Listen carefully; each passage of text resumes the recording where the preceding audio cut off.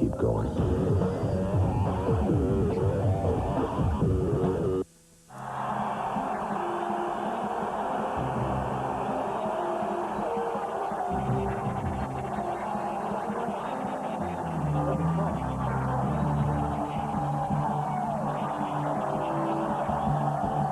Tonight from Baton Rouge, Louisiana, in the Southeastern Conference, the #1 ranked team in the nation, the Florida Gators, come calling against the 14th ranked Tigers of LSU. This man, 25 straight Southeastern Conference wins. Who can slow down this juggernaut? Can it be the LSU Tigers tonight? The average margin of victory in those 25 straight wins, 27 points over their opponent. Hi, everybody. Ron Franklin along with Mike Godfrey, and welcome once again to primetime college football here on ESPN. And tonight we get a chance to look at the #1 team in the nation. Now, Mike, I mentioned a moment ago, their margin of victory in those 25 games, just about 29 points per game over their opponents. But tonight we want to talk about defense, because all of a sudden the group they call Stoops' troops are really taking over domination in Gainesville, Florida. Ron, they're a perfect complement to the Florida offense. They play the same way. They attack you the entire ball game. They have depth. They have big defensive linemen. They get Ed Chester and Reggie McGrew back tonight. Two big defensive tackles. They only give up 32 yards rushing a game. Very difficult defense to run against. Speaking of difficulties, the LSU Tigers playing without the guy they called the Diesel. Cecil Collins broke a leg last week. Now, the cupboard is not bare. Falk is there, Mealy is there, certainly better than average replacements, but we both agree this game comes down to one guy tonight, Mike. It really does on offense, because you lose Cecil and the Diesel, who's the big play running back for LSU, but it comes down to quarterback Herb Tyler. Ron, he's got to have a near-perfect ball game, throw the ball down the field, screens, delays. He's got to be able to roll out, scramble for some yards, not have any turnovers. He needs a big game for LSU to win this football game. Well, you see those numbers on him, only 3 losses in an impressive group that he has lost to. Jerry DiNardo in his 3rd year, he's 0-2 against the Florida Gators. And this man here has never lost to LSU. As a player, he won 3 times. As a coach, he has beaten them 7 times. Ron, I think this is a good sign for LSU to receive. You don't want Florida to take that ball right off the bat. Temperature is going to be mild this evening. Humidity is low, but look at the wind. It could have a little bit of an effect on the passing game and also the kicking game tonight. Foster and Cleveland back deep. This is Robbie Stevenson who will kick it off. Falk and Mealy back deep for LSU. And this one is going to go out of the base of the end zone, and LSU will scrimmage. Let's check in with Adrian Karsten. Well, Ron, tonight Florida is out to set yet another SEC record. If they can beat LSU here in Death Valley, that'll make 20 consecutive conference road wins, and that's a huge accomplishment. Now, we've all heard that Death Valley has always been college football's toughest place to play and win if you're the visiting team because of this loud crowd. But you know what? Furry has said, bring them on. They won't become a problem if we don't allow them to be. The problem is here that LSU is going to have to defeat that attitude and the speed that Florida always backs that claim up with. Here's Falk, has 5, 7, 8 yards. Tony George from his safety position comes up with the tackle, but Falk moves the ball out, and there was a flag down at the line of scrimmage. This is the way they start. Tyler, of course, at quarterback. They have Falk, and Robert Tyler is the fullback. The wide receivers, Frazier, Foster. Foster, the game breaker. Hankton is the tight end. And up front, I think, an underrated offensive line in Jackson, Perry, McClure, Faneca, and Langley. Alan Faneca on the all-preseason SEC team, some preseason All-American team. Offside by the defense.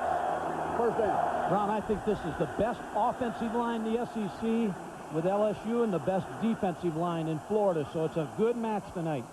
Doyle Jackson, the referee tonight, steps off the 5 yards, so it's first down and 5. As you take a look at 55, Woody Cohen, the defensive end for Florida. Pitch back, comes Falk, finds an opening. Going to have 10 yards, and he'll kick it out over the 35 to the 36. Counted off at 11. And what a start for LSU on 2 running plays. And, Ron, you made the point about Falk coming out, that he was hopping around, jumping around. He's ready to play tonight, and you can see he's got a burst. Well, he was sky high as they came out the tunnel. He was leaping about 3 feet in the air, trying to get his teammates as fired up as he. This is a game that last year he wanted to forget. You look at his season, he's been injured He wants to step up and say, hey, I'll make you forget the diesel tonight. We'll see if it happens. Falk again, right up the middle, this time short yardage. He's got to be stacked up maybe after a gain of 1. And here are the starters defensively for the Florida Gators. That down 4, even the second teamers here behind these guys are very good. Rogers, Chester, Moten, and Cohens look for McGrew to be back in there at right tackle. The linebacker, same situation. Rutledge, Dwayne Thomas, Mike Peterson. Curse, of course, outstanding. We'll see him a lot tonight. Fred Wary, 3 years as a starter. Elijah Williams at left corner was their leading ball carrier last year at a time. Moved from the running back spot to the cornerback position. Play action. Gets by Cohen, stows his pass, has it complete. First down out at midfield for the LSU Tigers. 14 yards in the pass play. Tico Brown came over to make the stop. And that's what Herb Tyler does best. He's 18-3 as a starter. He's about 5'9", so there's not a lot of throwing lanes when he drops back to pass. But when you get him on the move and he gets turned here, he finds an awfully good receiver in Larry Foster down the field. Foster is a guy much akin to the speed and disciplined receivers that Florida has. Just like the Florida receivers. Second pass, set in the pocket, gonna run it. Cuts it back into the middle. Gets by one tackler, and is gonna have 4 yards in the play. Mike Moten tripped him up. Now, one of the things that Tyler brings to the table is that right there. You better make sure that you keep him in the pocket. Plus the fact, Mike, LSU, to keep that defense honest, is going to run a small percentage of options tonight. They are. And what he did on that play is he was going to throw the ball to Kevin Falk on the outside, but Florida was in man coverage, took it away, so he showed his scrambling ability up inside. Huge win for Penn State tonight, 31-27 over an awfully good Ohio State team tonight, as that was a to and fro. This one here starting off as though it may be to and fro. Down the line, there's the option I talk about. Falk with a pick. Has the first down, and he's up and running. Caught by Rutledge, and if he doesn't get him, it's 6 points LSU. Well, you talked about early the threat of the option, and this is the way you want Herb Tyler to start the football game. He has started very positively. Morris Watts, the offensive coordinator, calling for the option. Florida hasn't seen the option yet this game. Kevin Falk takes it on the outside, big play. So it's a gain of 20. And this crowd, as you can imagine, is rocking. Falk now 3 carries, 31 yards. I formation. Banks is the fullback. The freshman out of West Monroe, Louisiana. He's blocking. Falk carrying into the secondary. Has 5, has 10. Caught it off at 11 yards. And Banks is the man with the paving block that opened it up. And the Tigers right now are solving this Bobby Stoops defense. Well, it's important that they score, Ron, because you want to have a good first drive, but you want to come away with some points here. Good blocking. Tommy Banks, number 43. Alan Faneca, number 66. Trey Langley, 75. I talked about this offensive line. You and I visited about this. This is a very good match for Florida's defensive line. 1st and 10, the line of scrimmage inside the 20. Falk again. This time he's going to be slowed up. Ball is loose.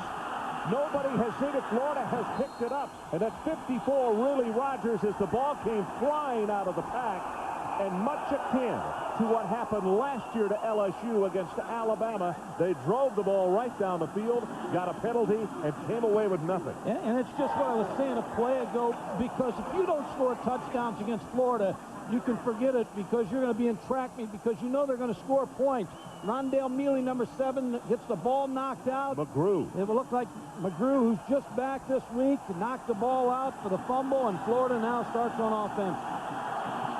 Wow, tough break. LSU drives the ball right down the field. Florida comes back with their offense. This running play by Taylor. Going to be held up as he crosses the 28 to the 29. And that's Charles Smith who has stopped him. Let's check the starters as we try to regroup here in a very rapid start. Doug Johnson, of course, the quarterback. Fred Taylor and Rod Frazier. Taylor looking for still another 100-yard game. The wide receivers, they are oh so deep. But Green, certainly the cream of the crop. And keep an eye on 89. Aaron Kinney, outstanding and huge tight end. The offensive line, Pillar, Kalick, Rich, Blackshear, and Mo Collins. Pillar just back. 2nd down and 6. Pressure. going to be sacked. Chuck Wiley. A loss of 15. Four-man defensive front. Chuck Wiley's a captain on defense. Carl Reese says he's the kind of player you want to coach with a great work ethic, and you've seen beat the block of number 59, Wiley Rich, for the sack. Now, Ron, what LSU's doing here, they're bringing in a lot of different players on third and long yardage. Substitute, you see Chuck Wiley on the sideline.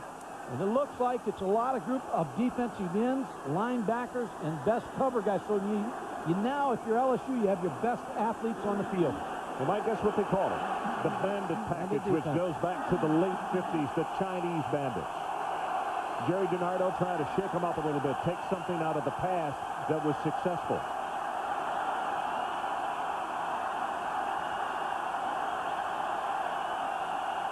Doug Johnson's going to have trouble hearing these signals.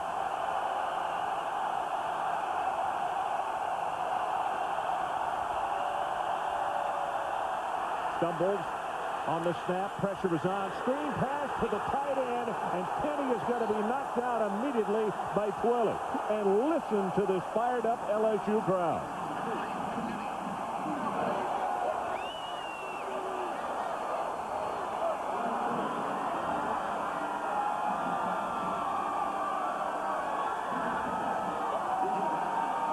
Fourth down and 23. Robbie Stevenson will kick it away. Falk is back deep. No score, but from the noise, you would think we already had several.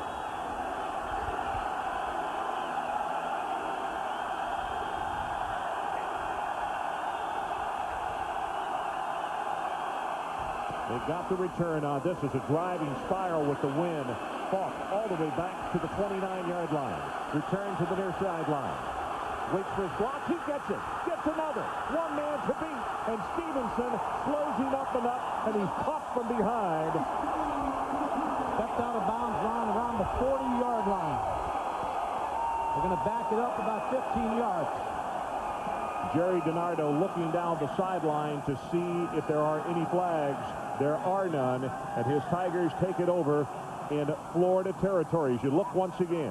What makes this return is Kevin Falk gives time for his players to set up the return. You see him almost jog, and then he turns it on down the sideline after he gets a lot of good blocks. Charles Smith with an outstanding block of the play, number 35. As you see Bobby Stoops on the sideline, or I beg your pardon, Coach Stevens on the sideline talking with his offensive line. Frazier in motion. Tyler down the sideline. He will score. 40 yards.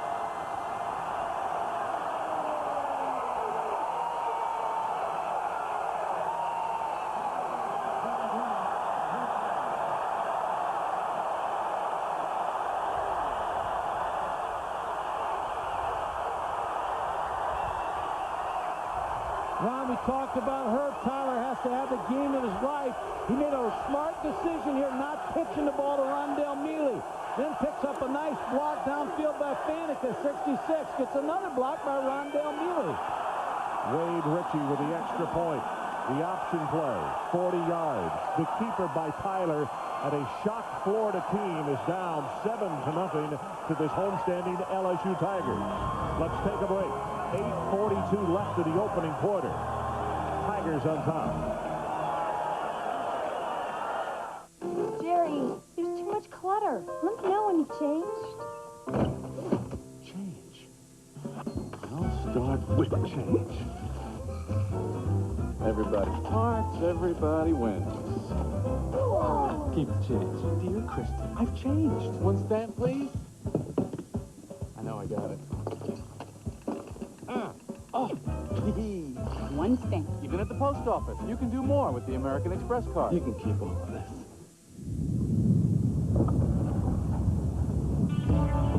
Presenting the 1998 Chrysler Sebring convertible, designed for exhilarating driving 365 days a year.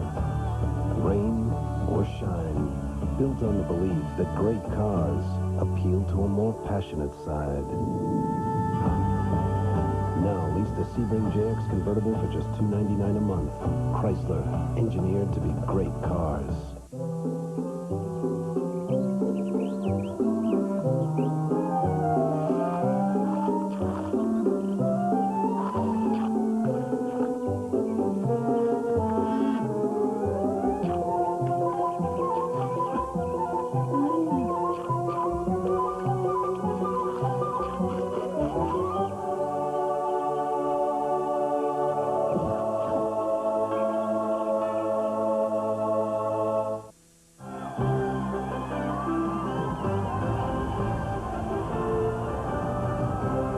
ESPN's presentation of college football, Florida versus LSU, is brought to you by the American Express corporate card. Let American Express give your small business the power to do more. And by Chrysler, engineered to be great cars. Well, we are back, and Herb Tyler talked to him yesterday. He said it was horrible in the Auburn game, got off to such a miserable start, and he said, I did all the wrong things. I'm normally calm. He said it was too high. I tried too hard. Tomorrow, I will be calm. And he certainly has started that way tonight as Bo Carroll takes the kickoff, and he can do the same thing in reverse.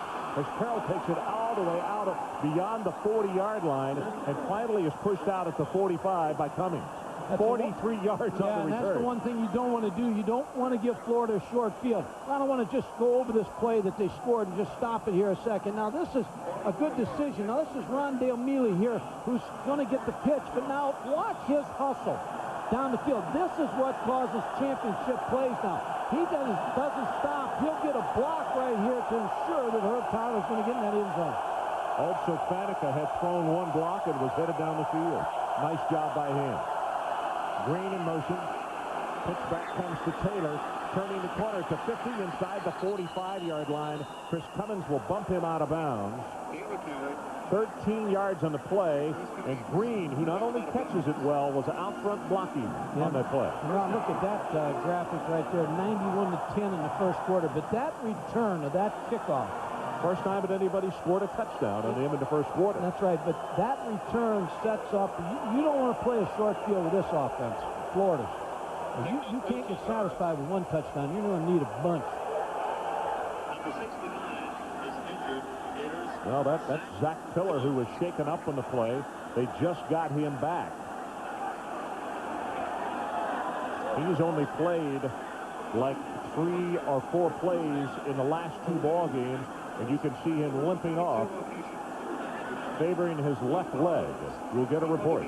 That means that Cooper Carlisle, a sophomore out of Macomb, Mississippi, will come in replacing Zach Pillar. Carlisle, 6'6", 291, and a sophomore.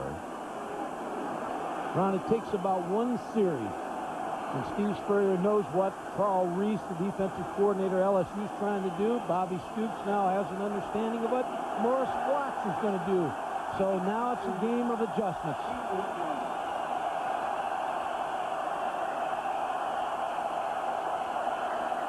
Johnson sets in the pocket, going to go up on top, looking for Green. He's got him, just knocked away at the last moment. Chris Cummings, nice job defensively on Jaquez Green. But that's what they do. They make you work the field on defense. Jaquez Green, who's a great receiver, caught 10 touchdowns last year and 4 more that were called back by penalties. So he shows you what a big play receiver he is. He just runs by Chris Cummins. And what that'll set up now, Ron, the shorts outs now, because Chris Cummins all of a sudden is thinking, whew, man, that guy's fast. I'm going to give him a little bit more room. So he's going to open him up a little short passing game. Number 8, Matisse Kareem comes in replacing him. Pass got away, and it's been intercepted. Cedric Donaldson.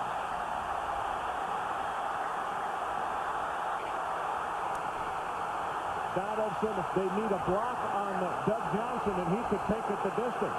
At the 15, and is going to be tripped up on a great hustle play by one of the comeback receivers, I believe Harris Ross. But 68 yards on the return by Donaldson. Well, you always look for big plays. Now, Donaldson made a great big play here for LSU, but a big play by Doug Johnson also making this tackle. The ball just took off on Doug Johnson. It did. Mike, we talked about the wind. The follow wind is behind him, and it just skied on it. Just took off. But remember this tackle that Doug Johnson makes here, because you can allow a team to score and not make this play. But Doug Johnson, with 3 LSU blockers in his way, does the right thing. He does not let him get to the sideline and causes that tackle. Let's see if it pays off. Tyler gives the ball up the middle. Touchdown, Tommy Banks.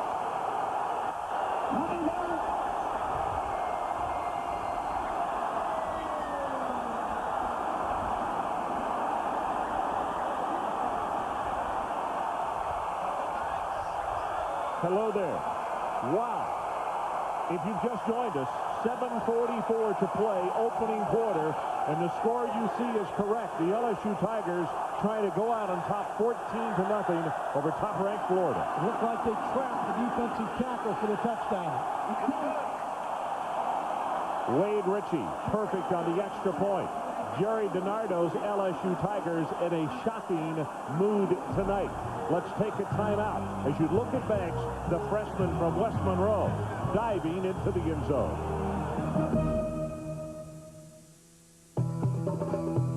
It is 180 degrees from expected.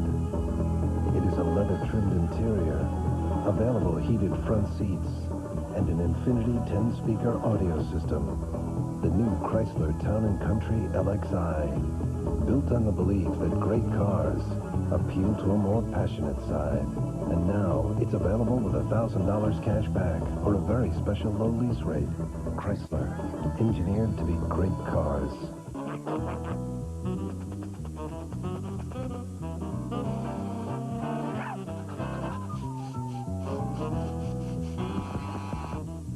It's no fun to itch. That's why Owens Corning created Miraflex Insulation. It's made with a revolutionary fiber that's virtually itch-free, so it not only saves on fuel bills, it's more comfortable to handle and install. Use Miraflex Insulation because life is better when you don't itch. For a free sample of Miraflex fiber, call 1-800-GET-PINK.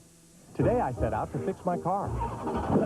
Thanks, neighbor. Whatever. I had to stop at 4 different places. Push!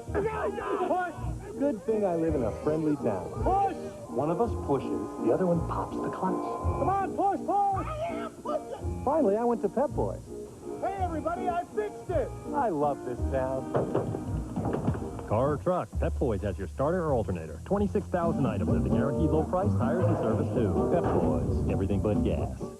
Intrastate rivals clash in the ACC as North Carolina travels to NC State. North Carolina, NC State, next Saturday at 6 on ESPN2. Cedric Donaldson on the sideline, and it was his interception of a Doug Johnson pass. And the senior from Jackson, Mississippi, took the ball back 68 yards, setting up the touchdown run. And all of a sudden, LSU has jumped out on top by a score of 14-0. Well, you look at the first half points allowed, the first 5 games, and tonight already 14, but I still say it's going to take a lot of points to beat this Florida team. Bo Carroll has the ball, fumble, and go out of bounds. So the Florida Gators will take it over at their own 20. College football next Saturday at ESPN, 12:30 Eastern. Tim White and Tavian Banks lead the 16th-ranked Iowa Hawkeyes into Ann Arbor for a Big Ten showdown with number 6 Michigan.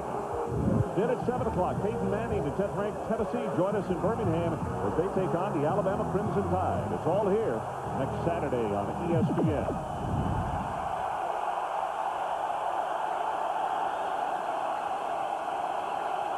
Well, that tells a huge story right there. Total yards, 100 by LSU, 1 for the Florida Gators. By the way, one more point on Cooper Carlisle, who was coming to tackle. As Doyle Jackson says, there was a timeout, Florida Gators. So we'll get back to that point in just a moment. And we'll take the break. 14-0 to LSU on top. We'll be right back.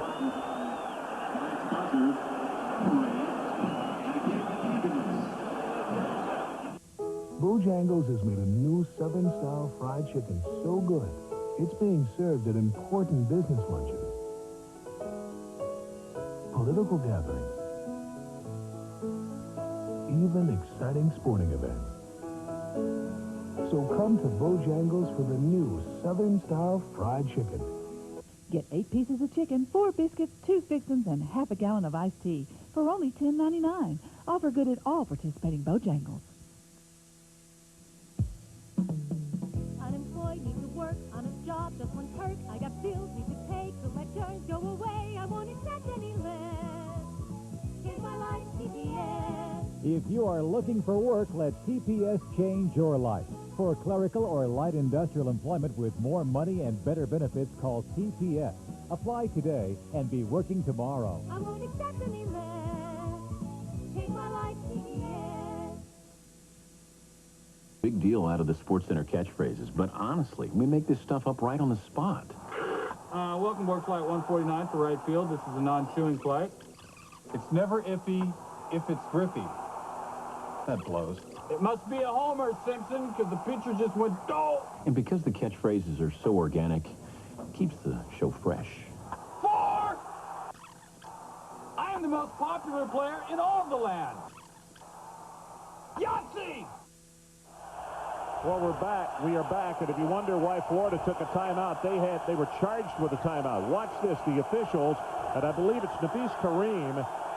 Here you go, the call. They're making him pull his pants down below his knees so that it is a padded area, because the uniform is not official if you don't. You see them up above his knees. That's an illegal uniform. They were charged with the timeout. That's the reason for the stoppage in play.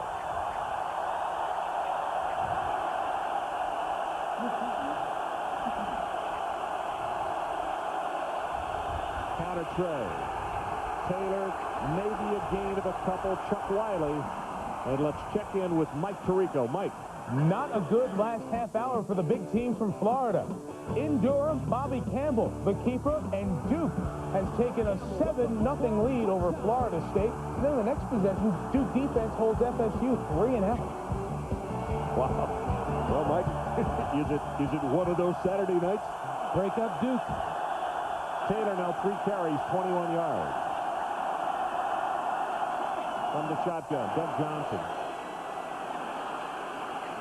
Drills it, got it complete to Kareem, and he's out of bounds at the 42. And Mike, I would make the point, he had him open once, didn't throw on time, and waited for him to move on across in front of the secondary and hit him then. You're right, because he had time, pass protection time.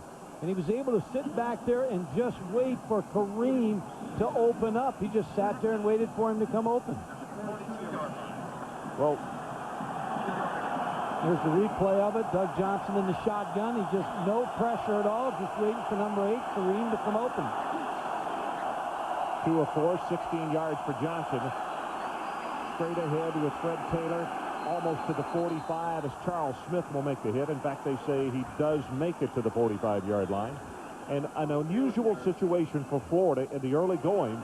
They've been playing with second and long, and it normally doesn't happen. Yeah, and you know what the key is for another key for LSU tonight is not to allow Florida to establish any kind of running game. They've had 4,500-yard rushing performances under Steve Spurrier. Zach Pillar on the sideline, looks as though he's going to be there for a bit. Cooper Carlisle, who's in for him, has started 3 games this year, so it's not like an inexperienced player. As Green makes the catch, he will have the first down, and let's check in with Adrian Karsten following that 11-yard gain. He's not an inexperienced player, on good point, but he's going to have to go the rest of the way because Zach Pillar, the junior offensive lineman, is out of the game, I am told, with a hamstring injury, so his comeback was not long-lived. One other problem I need to mention here that the Gators are having is play selection. Their game plan offensively for this contest was based on being ahead at this point, not down by 14 points, so they're scrambling, trying to decide what to run. Well, they're one of the better scrambling groups around. Believe me, they got a playbook. It's very big. They'll find some things. Johnson hit, and he's sacked by McFarland. Mike, one of the things that Steve Spurrier said on Tuesday when I was down in Gainesville that he was really concerned with in the Arkansas game, he said, our quarterbacks got knocked down 14 times, and he said, we're going to lose a quarterback if we don't do a better job in picking up. Very concerned about it, and Anthony McFarland, who's one of the better defensive linemen in the SEC, has started here at LSU since his freshman year. Just beats the block and puts a good hit on Doug Johnson. Ryan the best pass defense you can have. Yeah, that's for sure. Kalick is a man who couldn't contain him. You see, he's been sacked twice in this first quarter. Second and long. Got his man. There's Green. And when he's dangerous is after he catches the football. Mark Roman puts the stop on him, but it's a gain of 17. And Jaquez is only 5'9", 172. But good heavens, once he catches the football, you better be close or it's all over. Well, you go back to the first pass that they tried to throw him the ball down the sideline when he ran by Chris Cummins. Now he has demanded the respect of those defensive backs, so they're going to give him that cushion. Green, 2 catches, 28 yards. Linebackers creeping up. They go with Taylor on the running play. Very short yardage, but he'll have the first down as Joe Wesley is down at the bottom of the stack, and Florida moves the chains. So the sack, they overcome it. And the most important thing is moving the chains, and that's exactly what they've done, as the clock is now down under 4:20 to play, opening quarter.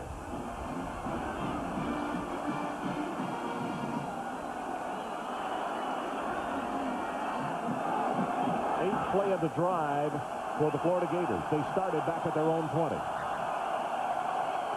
Doug Johnson, the sophomore out of Gainesville, sets deep in the pocket. Far sideline, looking for the end zone. Travis McGift, and that ball is almost intercepted by Donaldson. He already has one, and he went diving for a second one. Again, probably a bad decision by Doug Johnson to try to go to Travis McGift. That ball could have very easily been intercepted. 2 years ago, Ron, Carl Reese, the defensive coordinator, held Florida to 321 yards. This is Carl Reese right here making the defensive calls tonight.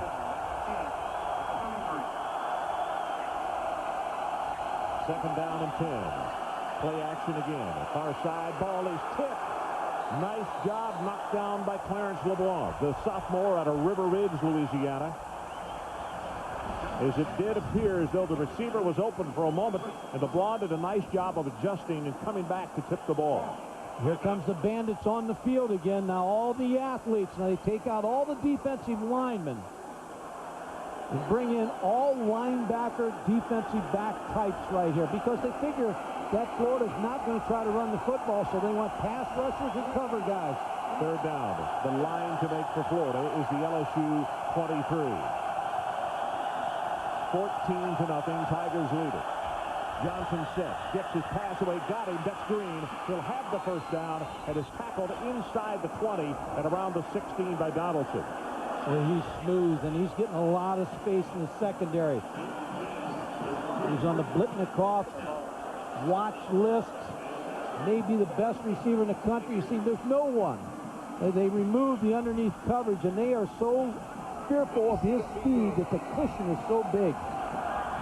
This time he and Richardson go wide to the right along with McGriff. 3 wide receivers, top of your screen.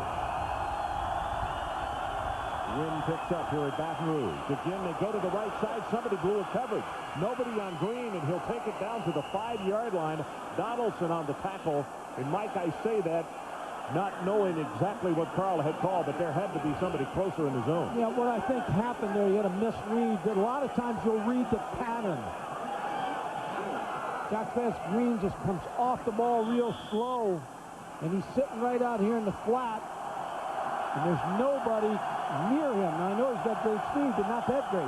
Cedric Donaldson, number 27, was guarding the goal line. Gain of 12 in the play. First and goal for the Florida Gators. They go with the running play. Taylor inside the 4, and he's down to the 3. Charles Smith defensively for LSU.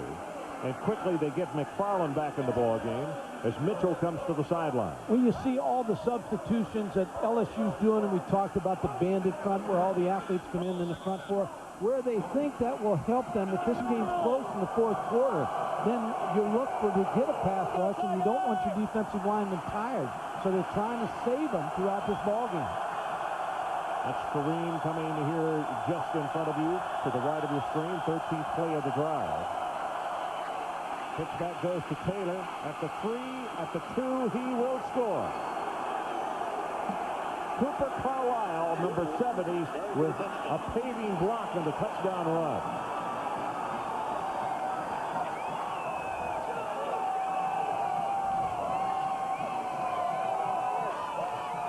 So those Gator faithful who traveled up here to Baton Rouge can all of a sudden exhale, because in the first almost 13 minutes of this first quarter, it was tight breathing time as the Tigers came out here and had their own kind of fire breathing going on. Collins Cooper to attempt the extra point, trying to cut it to 7, and he got it. So with 2:14 left in this opening quarter, let's take a timeout. And our new score, the LSU Tigers 14, the Florida Gators 7.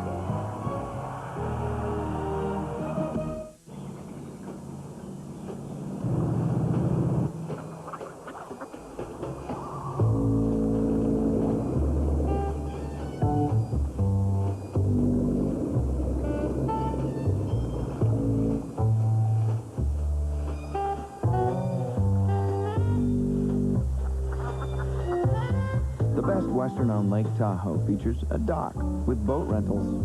Best Western, across the street from Ordinary. I heard my door close and I ran out to the truck, and this guy is standing there with a case of beer in his hand, and he tells me, he goes, "Oh, I was putting it back." My days are usually 10 to 12 hours a day. Come in here, get my invoices. From there, I get out on the road, start delivering. You see people, you go into the bars and you see people drinking, and you think, that looks good. I wish I could have one right now, especially on a hot day like today. It's a tough job, but I love it.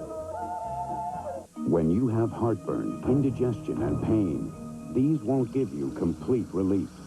For your worst symptoms, none of these will give you fast relief.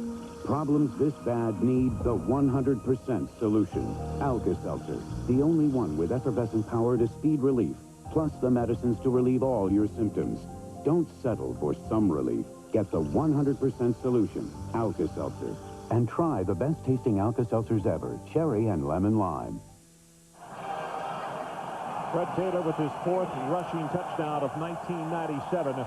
And he and the Florida Gators have cut this LSU lead in half, 14-7. Ron, they got to find a way to close that cushion a little bit on Jack Green, because he's too far open. No, you're right. Too easy throws. To cushion him is one thing, but that thing is gigantic. And like on the one play that he took to the 5-yard line, a gain of 12 just before they scored, nobody was within 10 yards of it. Green has 4 catches, 56 yards. Stevenson kicks it off, kicking with the wind, and Falk's going to return it from 3 yards deep. And Falk will be bumped out of bounds at around the 23. A nice-looking scoring drive by Florida. 13 plays, 80 yards, 5 minutes and 23 seconds, and Taylor scores it on the 2-yard run. Ron, it'd be interesting now what Florida does defensively. They've been hurt by the trap up inside, the one-back set, and the option. So now I think you'll see them maybe crowd the line a little bit more, get some more defensive backs involved in this run, especially to the tight inside. Bobby Stoops, one of the nicknames, seems to be favored down in the Gainesville area. Stoops Troop talking about this defense. But they got a little shocker in this opening quarter, giving up 14. Pass thrown complete. Got it out to Frazier, close to the first down, and wow, Fred Weary not only made the tackle, but took his headgear off. The difference in this ball game so far has been the play of Herb Tyler. Now, he has come out here and played exactly like we thought he could play. You talked about the Auburn game, and Morris Watts said he got caught up in the comparison with Damian Craig and just didn't perform well that night. But tonight, he has come out of the gate strong with this little quick pass on the move to the left. As I mentioned, Mike, he told me yesterday, he said it was my fault. I was just way too tight, way higher than I should have been. As this running play by Falk is going to be close to the first down, but I don't think he made it. Reggie McGrew is down at the bottom of the stack. And let's check in once again with Adrian Karsten. Guys, the period on that is when he comes over to the bench, what he is doing that he did not do when we were here for Auburn 3 weeks ago, he's spending a lot of time around his teammates. I saw him in the first couple of series against Auburn. He'd come to the end of the bench and spend some solitary time. He's spending time around his teammates. I think they're helping him stay within his group. Well, the other thing that the offensive coaches said they would do, Adrian, they were going to start him off in his comfort zone tonight. Some passes that he likes to throw. And obviously, he's been very comfortable. He's off to an outstanding start. On the pitch, Falk going to have the first down at the 35. Elijah Williams up from that cornerback spot. Well, Kevin Falk, Ron, showing you tonight, without Cecil the Diesel Collins, of course, Kevin Falk at the beginning of the year was the big play running back for LSU, recruited by Notre Dame, Florida State. He was the first player Jerry DiNardo visited when he got the job. Look at, he's 61 yards ahead of what he did last year. He had 26 yards last year. The team had 28 yards. Well, he was another one that we visited with yesterday, along with Tyler, and he said he sat in the locker room just in disbelief after last year's game as the sack coming off Chester, and Tyler goes down, and it's going to be a second down and long situation. And again, I don't think this is the position you want to find yourself in against this Florida defense. No, but Johnny Rutledge, number 58, made a big play on that. He was on Kevin Falk, and that's why Herb Tyler couldn't throw the football to him. That is the end of the first quarter.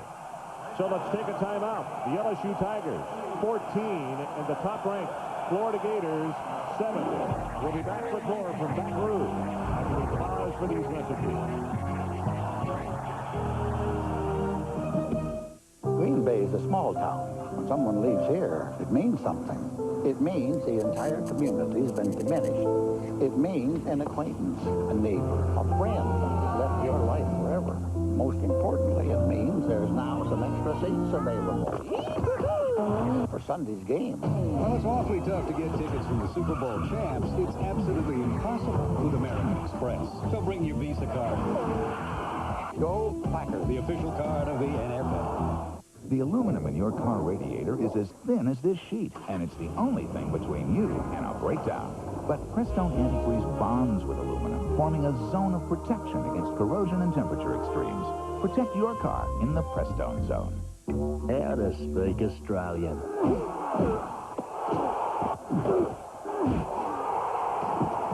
Touch football. Beer. Foster's, Australian for beer. Before you do this, you got to... Men, keep putting the heat on them.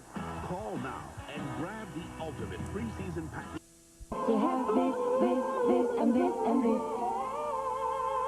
Before you drive, or you ride, or you float, or you fly, somebody's got to make this, and this, and this. And you cannot make this.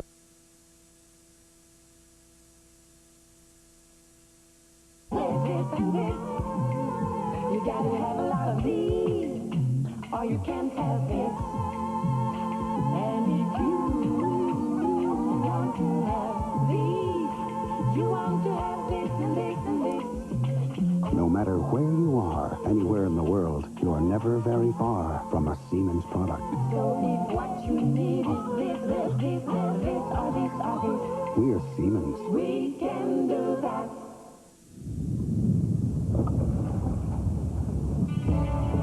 Presenting the 1998 Chrysler Sebring convertible, designed for exhilarating driving 365 days a year.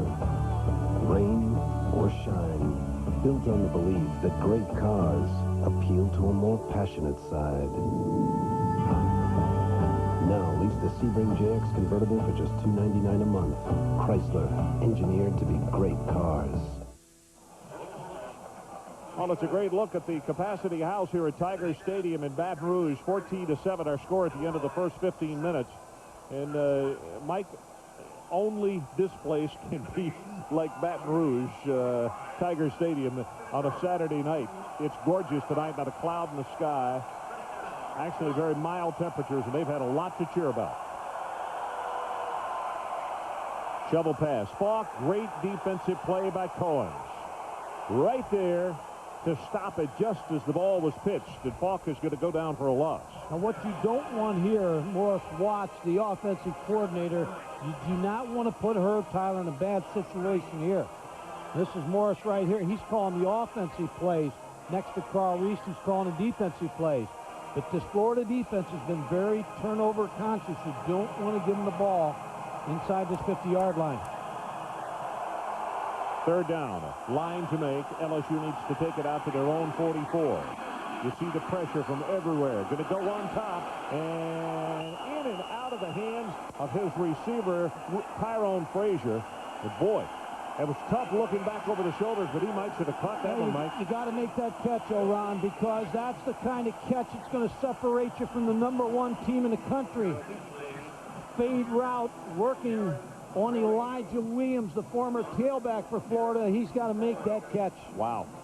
That was well-thrown ball by Herb Tyler. Kessler leads the nation, 51.6, and he's kicking with the wind. So Green may even have to back up from where he is. Line drive, and yet Green is retreating all the way back to the 18-yard line. Makes one miss, two, still on his feet, and almost came out of the pile, and it looks as though Smith caught him from behind on the special team. Well, can't get enough college football on Saturdays. We'll check out the ESPN game plan on pay-per-view. $11.95 gets you up to 10 extra games, which aren't normally available in your areas. So call your local cable operator or DirecTV and ask for the ESPN game plan. Ron Franklin, Mike Gottfried, and Adrian Karsten coming to you from Tiger Stadium in Baton Rouge. Opening moments of the second quarter. Doug Johnson from the shotgun throws his pass, has the first down, and it's Green. Jaquez Green with a falling catch. And, Mike, I'd like to get you to comment on Johnson. Everybody expects him to step right in and take over for Werfel. This is only his 6th ball game, but, boy, he has a lot of poise. Well, he really does, Ron, but it goes back to this baseball, playing in the minor leagues. And I went down 2 years or a year ago and watched him practice in August, and you could tell he's going to be a great quarterback. Everybody thinks Danny Werfel's out of there. They'll slip a little bit. There's no slippage with this guy. First down, the ball just across the LSU midfield site. All of a sudden, momentum is shifting back over toward the Florida Gators, it feels like. As Taylor hit at the line of scrimmage, and he gains a couple. And let's check in with Mike Tirico. Mike? Well, Ron, Randy Moss is at it again. The Marshall wide receiver. 2 touchdown catches already against Akron. So here are the numbers. 16 touchdowns in 6 games. Marshall leads by 14. Boy, he's been like a man among boys, hasn't he, Mike? You know, I heard a lot of people say he's the best receiver in the country. I'm not sure about that. I know he's a good one, but Jaquez Green, we've seen some other great receivers this year. Short drop this time, quick out pass, that's McGriff. And he will have the first down and pushed out of bounds just short of the 35 by Cummins. By the way, for those of you also who are just coming in, joining the game and saying, why is Florida wearing blue? LSU requested that they wear white. So here's the situation. Next year, when LSU goes to Gainesville to play the game, if Steve Spurrier wants, he can ask them to wear their purple jerseys. And LSU would comply with that. Knowing Steve, he may wear practice jerseys. 3 wide receivers to the right, to the bottom of your screen. First down and 10 as Florida continues to move. Johnson, throwback pass, has it to his tight end, and LeBlanc will make the stop on Terrace Ross. He's a senior out of Dade City, 6'2", 234. Ron, Doug Johnson comes into this ball game throwing 20 touchdown passes in 5 games, and Steve Spurrier, when he talked to us about him the other day, said he's a natural thrower. But that goes back to, again, I always like quarterbacks who are pitchers in baseball because they're always working control. He plays a little third base and pitched in the past, so I think that's helped him with his control in football. Second down, line to make is the 26. Quick pass this side. Green can't hold on. Loses the football as Cedric Donaldson, who already has a 68-yard interception return in this ball game, had to cover. I got to tell you what Cedric said yesterday. I said, Cedric, covering a guy like Green, are you a little intimidated? And he said, yeah, but I'll never let him know it. He said, I'm out of junior college. And I said, what will you say to him? And he said, I'll say to him, hey, you got the big name. I'm from junior college. I'm nothing. Show me what you got. I don't know if I'd do that this early in the ball game, though. I think I'd wait a little while. Show me what you got. That's what he said he would say. Jaquez will show him, too. Johnson's pass almost to Green. A little too tall, and the defensive back had gambled. Well, you were just talking about Cedric Donaldson, and I think he lost the football a little bit. He did, Mike, because if Green comes down with that one, he turns and walks into the end zone. See the break by Cedric Donaldson, but I think he just lost the football. So now it is fourth down. No movement on the sideline, and the Florida Gators and LSU is caught under substitution. They're going to use a timeout. Yep, they're going to call a timeout because they couldn't get the bandit package on the field, and they'll burn one here. So let's take a break. 11:56 left until halftime. Tigers by 7. My ancestor dreamt of winning the Highlands Open, but his golf wasn't up to par. So he designed a wider golf club for better control of his drive. Surely, wider is better. Improve your drive with the Wide Track Grand Prix Sports Sedan. Its unique Wide Track design sets the wheels wider for better control on any course. My family crest still bears the proverb, Nashleha Nasher. The Wide Track Grand Prix. Driving excitement by Pontiac. Wider is better. Looking for the answer to one of life's toughest questions?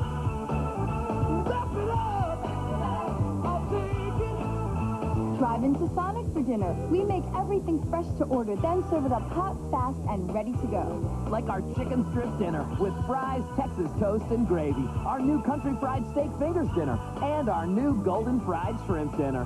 Complete dinners, ready to go.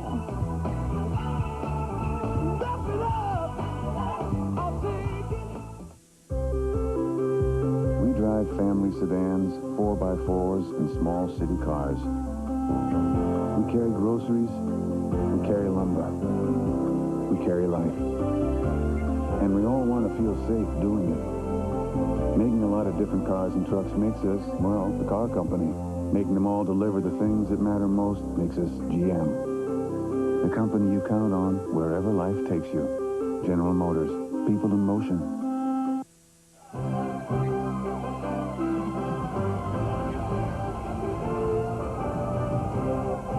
ESPN's presentation of college football, Florida versus LSU, is brought to you by the legendary Firebird Trans Am from Pontiac. Welcome back to Baton Rouge, Louisiana. Mike, let's talk about this decision of not going for the field goal. I think that Steve Spurrier feels his defense now has control of LSU's offense, and he's got Jaquez Green open for 10-yard throws. Let's see if he goes to him on the curl route. But I think a good call here by Steve Spurrier no matter what happens. Cooper 2 of 3 in field goals, and now Florida wants a timeout. Doug Johnson turns around and says, nope, let's take a timeout. So we'll take another one with him. We'll pay a lot of bills here. 11:56 left until halftime. Check right in.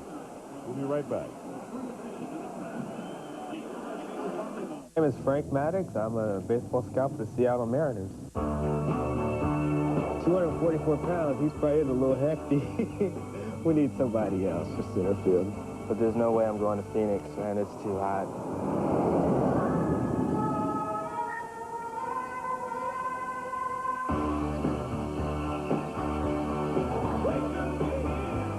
You gotta try to look in the future, and that's a tough thing to do.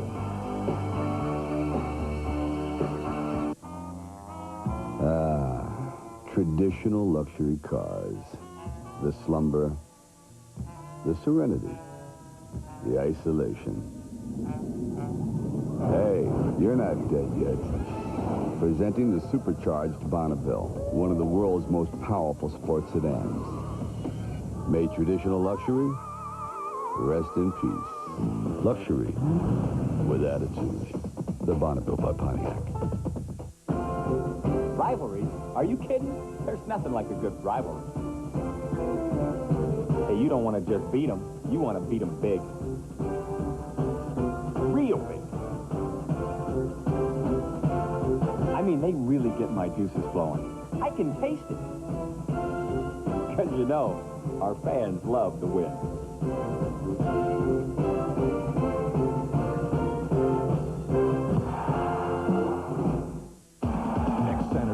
Charles Woodson and the Wolverines welcome Iowa to the Big House. Iowa, Michigan, next Saturday at 12:30, only on ESPN. So LSU leads at 14-7. And for the third straight year now, Burger King will recognize outstanding student athletes through the $1 million Burger King College Football Scholarship Program. Tonight, Burger King students of the game are from Florida junior fullback Terry Jackson. He enjoys a 3.7 grade point average. And from LSU, the nation's leading punter Chad Kessler, a senior with a 3.91 in microbiology. Fourth down. They need the 25-yard line to hold on to the football. Blitz is on, and Johnson is stopped.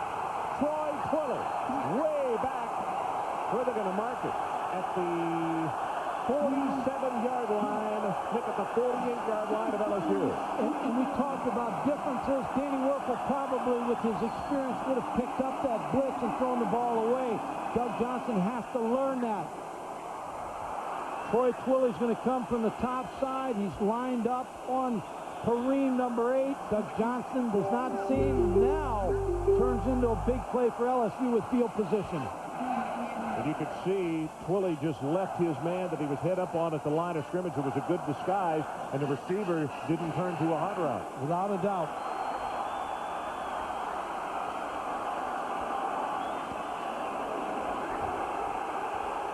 The fullback is loose. Gets back all the way down to the 35-yard line. Elijah Williams makes the stop, but it's a gain of 16. Well, Adrian Carson's going to get a better view down on the field, but it looks like, again, they're trapping with Alan Faneca coming up on the middle linebacker. Center's blocking back. Here's the trap by Faneca on the middle backer, Dwayne Thomas, and that play has worked about 3 times against this Florida defense. Huge chunk of change there, 16 yards by Tommy Banks, the freshman. This time it's Falk, right at the middle, has a big opening, one man, and he makes the stop as Pico Brown, and the ball is down at the 23. That's a gain of 14 yards. Ron, Kevin Falk looks a lot quicker to me tonight than in past games that we've seen him play. He is shot out of the gun on the snap of the football. Mike, something you might explain as we look at this play. They talk about running quicker plays on the handoffs. In other words, moving from 3 technique to 1, which is, you could explain it a little bit quicker to get slow plays don't work against Florida. Banks this time maybe 1 as Rutledge makes the stop. Okay, Ron, talking about what you're talking about, what they looks like they're doing tonight is, rather than stringing the ball out to the tackle or the tight end, they are hitting everything quick up over the center and guard. And right there, Alan Faneca, number 66, is the man they've chosen to try to run behind tonight. So everything's quick so that Florida can't get any penetration in the backfield. That's what Morris Watts, the offensive coordinator, said. He said, if you want to have a play eaten alive, just run a slow developing play against Florida.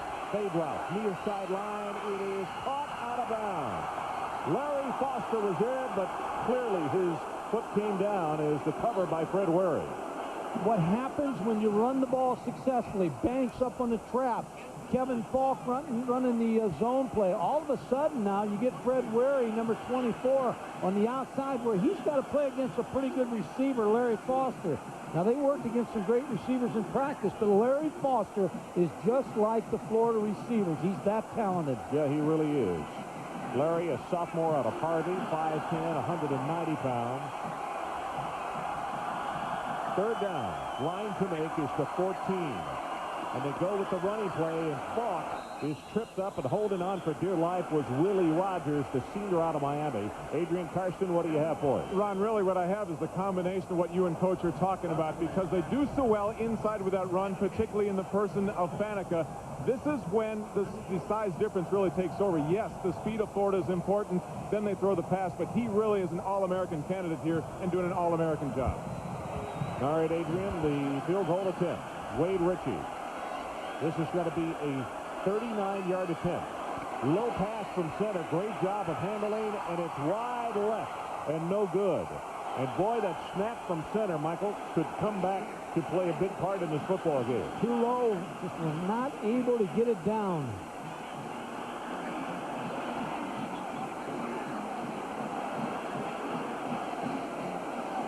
So Ritchie unsuccessful on the attempt. He had plenty of distance, but he hooked it. But that is a very difficult situation. Here it comes right here. Tabor. He got it down, though, Ron, but you know what? I think what happened on that, when the ball came, it messed up the timing of the kicker. It looks like he stepped a little bit too early.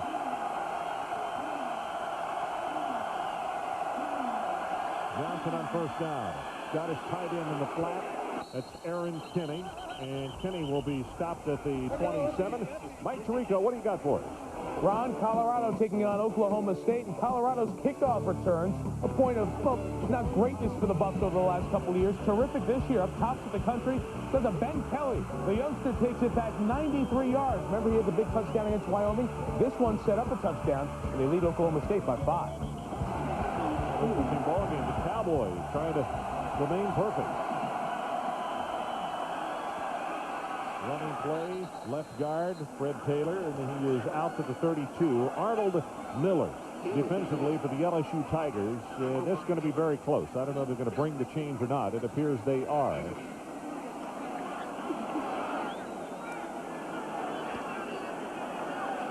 You know, Mike, as we're getting this measurement, one of the story on Jerry DiNardo and the fact that this package that they're using tonight, they're calling it the Bandit package, and I mentioned you have to go back to 58, 59, and 60 when Paul Dietzel was the head coach here, the Chinese Bandits. The first team was white team, second was Go, and number 3, the Chinese Bandits. And, of course, in those days, he went both ways, and Coach Dietzel said he didn't know of a tougher group than a bunch of Chinese bandits. What Jerry DiNardo is trying to bring back tonight is to use some of that history and tradition, and he got on the bus yesterday with the book, 100 Years of LSU Football. He's going to read a little more about it. Straight ahead with the quarterback sneak Johnson, and he will have the first down. Where that'll pay off, Ron, is late in the ball game. Here's a picture taken back in 1958. Everybody got those masks, had their uniform on, and posed for the picture. The Chinese Bandits down here were a very, very popular group. Of course, when you're as good as that football team was, everybody was popular. Jerry DiNardo trying to instill that same type of pride in this football team.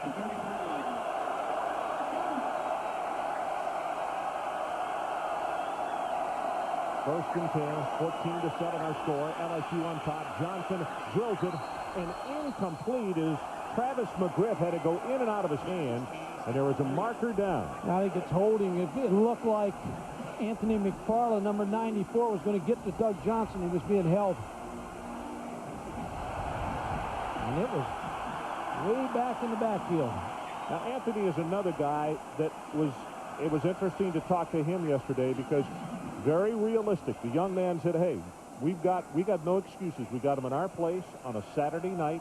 We think we're a good football team, so no excuses. If they kick us, then they're the better football team. We got to prove that we're worthy of playing with them. As you see the hold on. And he's an outstanding defensive lineman. I've said this so many times. Gil Brandt, the Dallas Cowboys, former personnel director, watched him play as a freshman. He said he's a guy. He's a great leverage player, and will play on the next level. Boy, this penalty pushed it all the way back to just around the 20-yard line. Screen right over the middle and knocked down, and that was dangerously close to being picked off by LeBlanc as he knocked it down. Well, they brought Clarence LeBlanc, number 18, on a blitz, and they had the middle screen called. Doug Johnson's going to try to set the screen up, but he just doesn't have time to get it off to Fred Taylor. Yeah, this front four of LSU is doing a job on this Florida offensive line. They are getting a surge. 10 of 17, one interception, 102 yards for Johnson tonight. Short drop, got his pass right over the middle. That's Richardson, and he will have it to the 33-yard line. So it's going to be a third down and around 10 for the first. Steve Spurrier on Tuesday said he has not been pleased with the inconsistency of the offensive line. That's one of the things he wanted to see improved.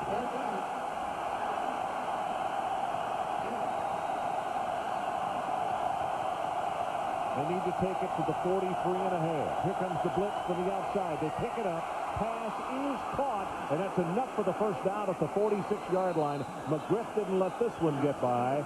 It's good for 12 as Cummings made the stop. Ron, here's what's happening to Florida. They're getting the curl route open, and what's happening is this receiver, McGriff, is going to curl. The inside receiver is going to take and remove the linebacker so that there's a throwing lane on the outside. Travis McGriff goes down, make sure he goes past the stakes for the first down. You can see the underneath coverage is cleared out, and they've had to curl all night.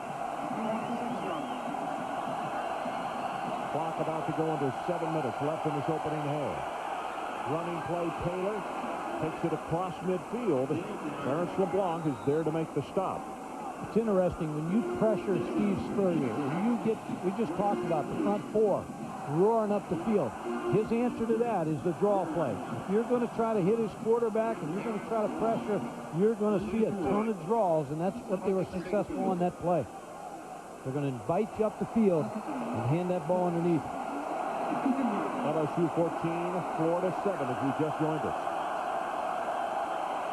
Short drop, back into the boundary, throws it complete, it's McGriff, and it looks as though the Travis is going to be just short of the first down. Again, it's Cummins.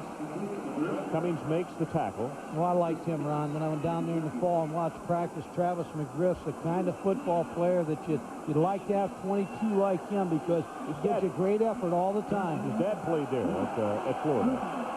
5'8", 173, out of Gainesville.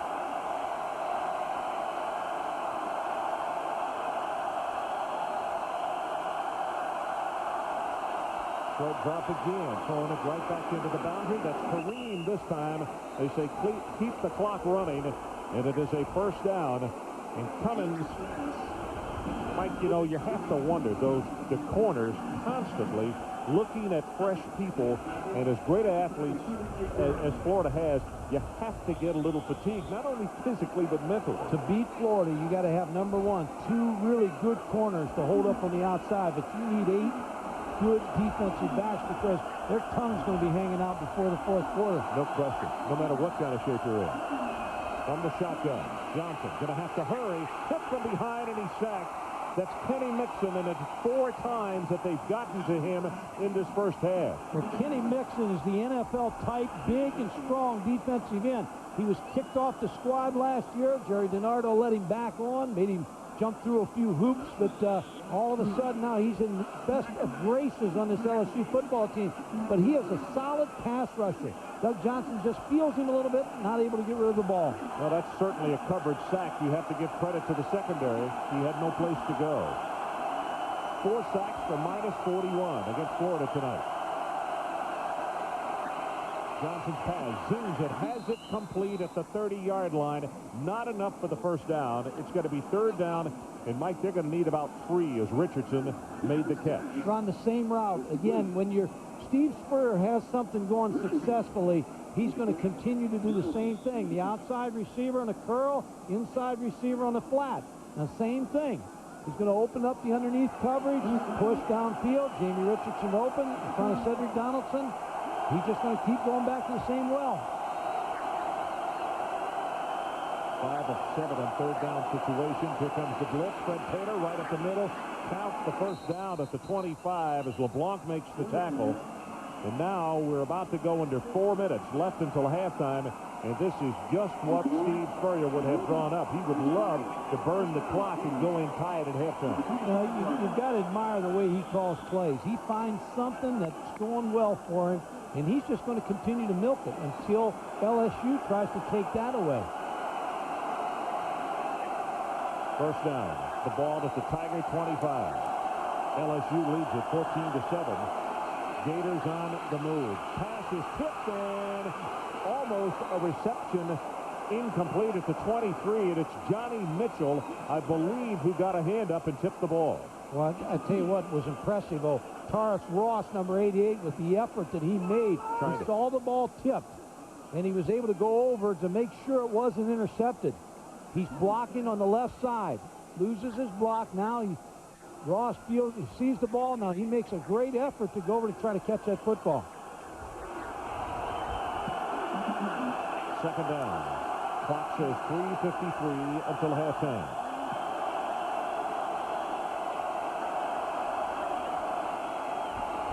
Swings it out to Taylor. Oh, what a hit for the linebacker, Joe Weston. Good heavens, he took him head high. Oh, my.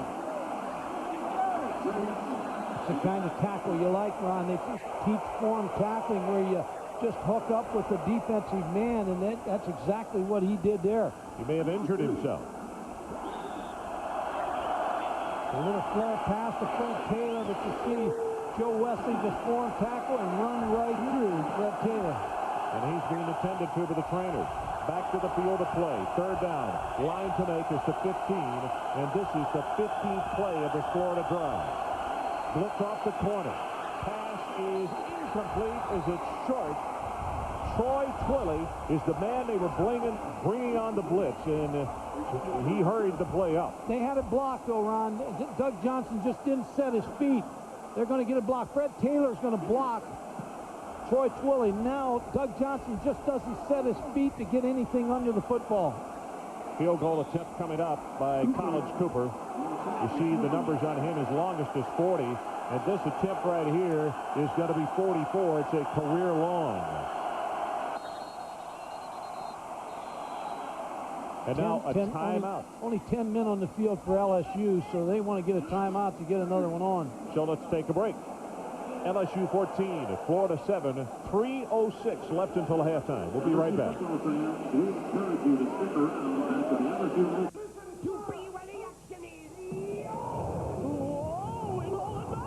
During the Super Sports Sale at World Hi-Fi Megastore Plus. Brand name big screen TVs are all on sale. Plus, with approved credit, make no down payment, make no payments, and pay no interest till July of '98. 3 days only, Friday, Saturday, and Monday. Get knockout savings now during the Super Sports Sale at World Hi-Fi Megastore Plus. Doo-ba-doo-doo, what's cooking? At Bojangles, every biscuit begins as pure white flour and cool, rich buttermilk. Bojangles do the cooking. We bake all day long, so if our biscuits taste like they just came out of the oven, they probably did. Buttermilk biscuits from Bojangles. Cooking like never before.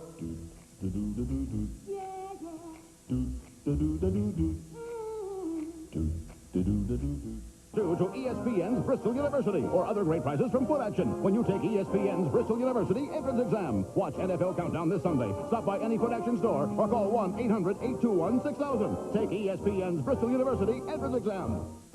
Next stop on the senior tour, Napa Valley, where defending champ John Bland looks to strike it rich at Silverado. The Transamerica. Coverage continues tomorrow at 5:30 on ESPN. Welcome back to Tiger Stadium, Baton Rouge, Louisiana. 14-7, the LSU Bengal Tigers on top. 3:06 left until halftime, and you get a good look at Collins Cooper, the junior out of Jacksonville. And if he hits this one, Mike Gottfried, it'll be a career-long 44. And Adrian Karsten told me in pre-game that he didn't hit anything past 35 because of the wind. We'll see if he can overcome it here. And he is kicking into that wind. Crowd coming to their feet. Let's see. Remember, LSU blocked an extra point against Vanderbilt last week.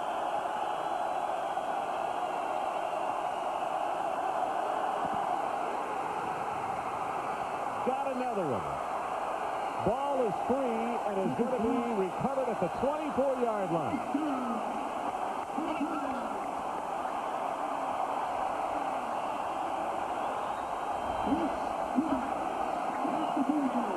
Cummings, I believe, is the man as the celebration goes on. Cummings is the guy who got it. He was never blocked off of the corner. He just was able to come free, laid out, got a little piece of the kick, and a big block for LSU. We'll see him come off the right side, lay out, and just catch it with his hand.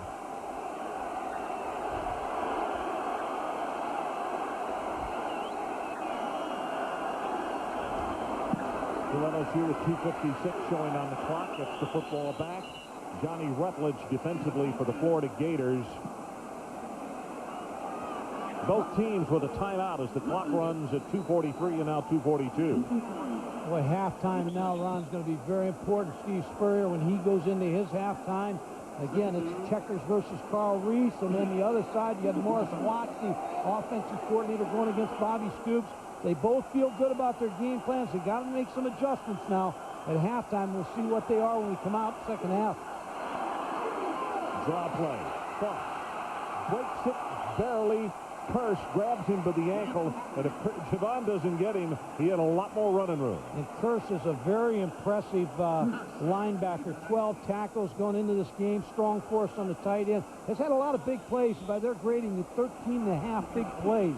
Everybody talks about how long his arms are and that he reminds them, as far as the long arms, of Ted Hendricks when he was at Miami. But a much bigger body, as you can see. He's like in the 250 range. And he's a great airport guy, because when you see him getting off that plane, you know they're serious, because he has a good-looking specimen.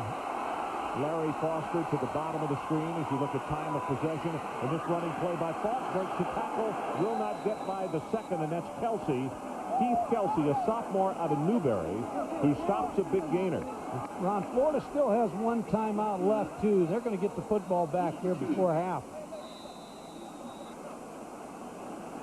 And now a timeout is being called, and it's taken by Florida to stop the clock at 1:23.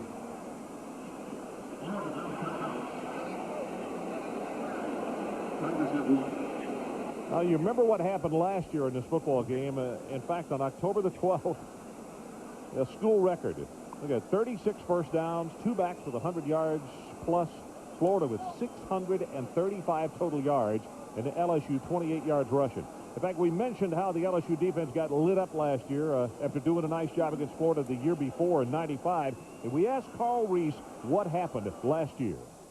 Go into last year's game, you have confidence in what you've done in the past, and you feel good about your game plan, and all at once it just blows up in your face. And really, I feel good as a coach going into this football game, because, you know, we had all winter and all spring and all fall to basically build some things in your defense that would keep that from happening again.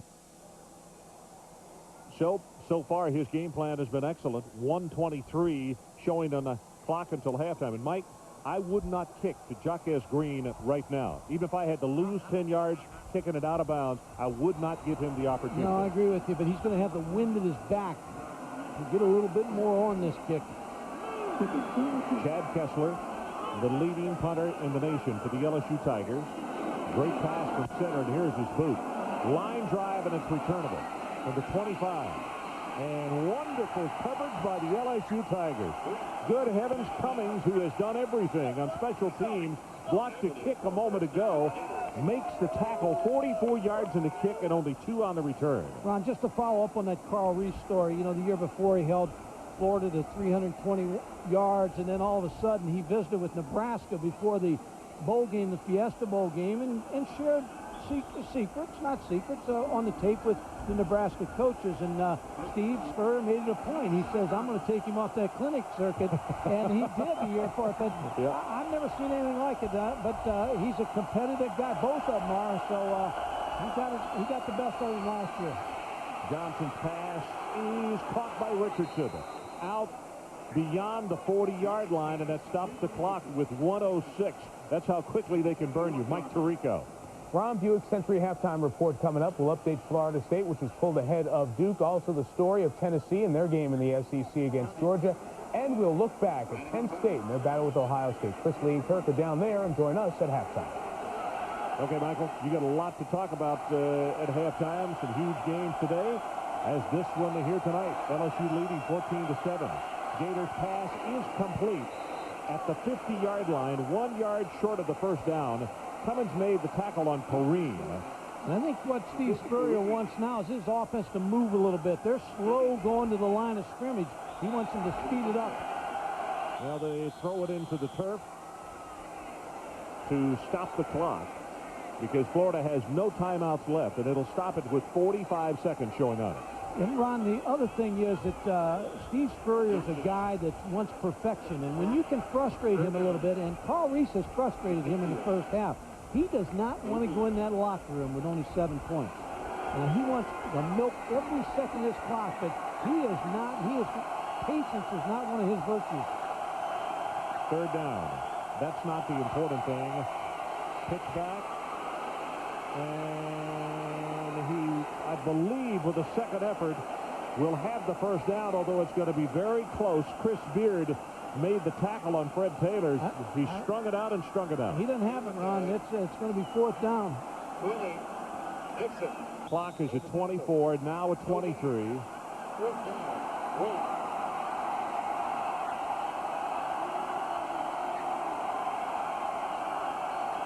14 down to 13.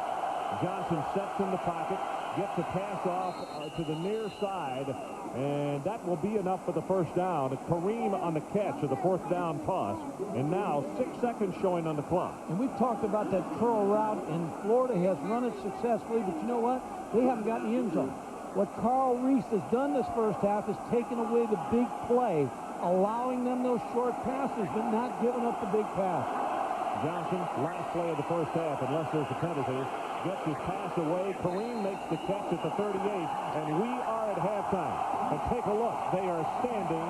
They are cheering here in Baton Rouge for the hometown Tigers. So it's halftime with a score, LSU 14 and Florida 7. Now with the Buick Century halftime report, let's join Mike Tirico. Ron and Mike, how rare is that? 7 points for Florida at halftime. You don't see that very often. Action-packed Buick Century halftime report. A wild day of college football highlights. We'll recap everything. Nobody in the top 25 who played an unranked team has been knocked off. There's been some big battles, though, including Tennessee, Georgia, Penn State, Ohio State. The highlights coming up.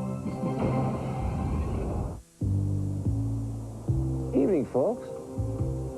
Evening, officer. It's time to move along. Gee, I'd love to, but the car won't start. This is General Motors car? Yes, sir. Try the key. Like I said, it's time to move on. Virtually every current GM vehicle can go up to 100,000 miles without a scheduled tune-up. The company you count on wherever life takes you. General Motors. People in motion. If you're looking for coated inkjet and laser paper that produces brilliant blues, gorgeous greens, and remarkable reds, if you're looking for bright, vibrant images, you should be swimming with the sharks, the great white sharks.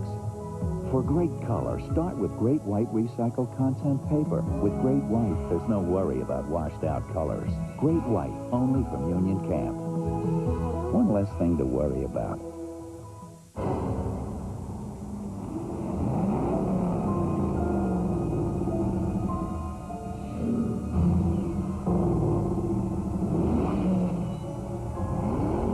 It's so powerful, it's almost scary. Boom.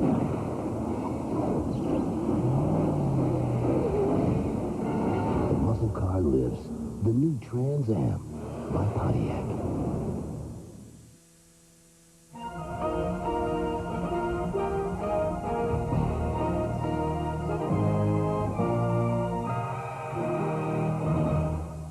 This halftime report is presented by Buick Century. Discover a little luxury in this century. All right, welcome to our Buick Century halftime report. Let's show you what's going on. Primetime action around the country. Yes, Duke was leading Florida State, but here come the Noles. Davey Ford, 9-yard touchdown run, game tied at 7. Duke's Austin Smithwick. Kevin Thompson. The intended receiver, Tay Cody. The interception led to a Florida State touchdown. It was 21-7. Now time for Busby to go up top to Peter Warwick. Warwick will make the catch and watch him separate. There are 7 blue shirts around him.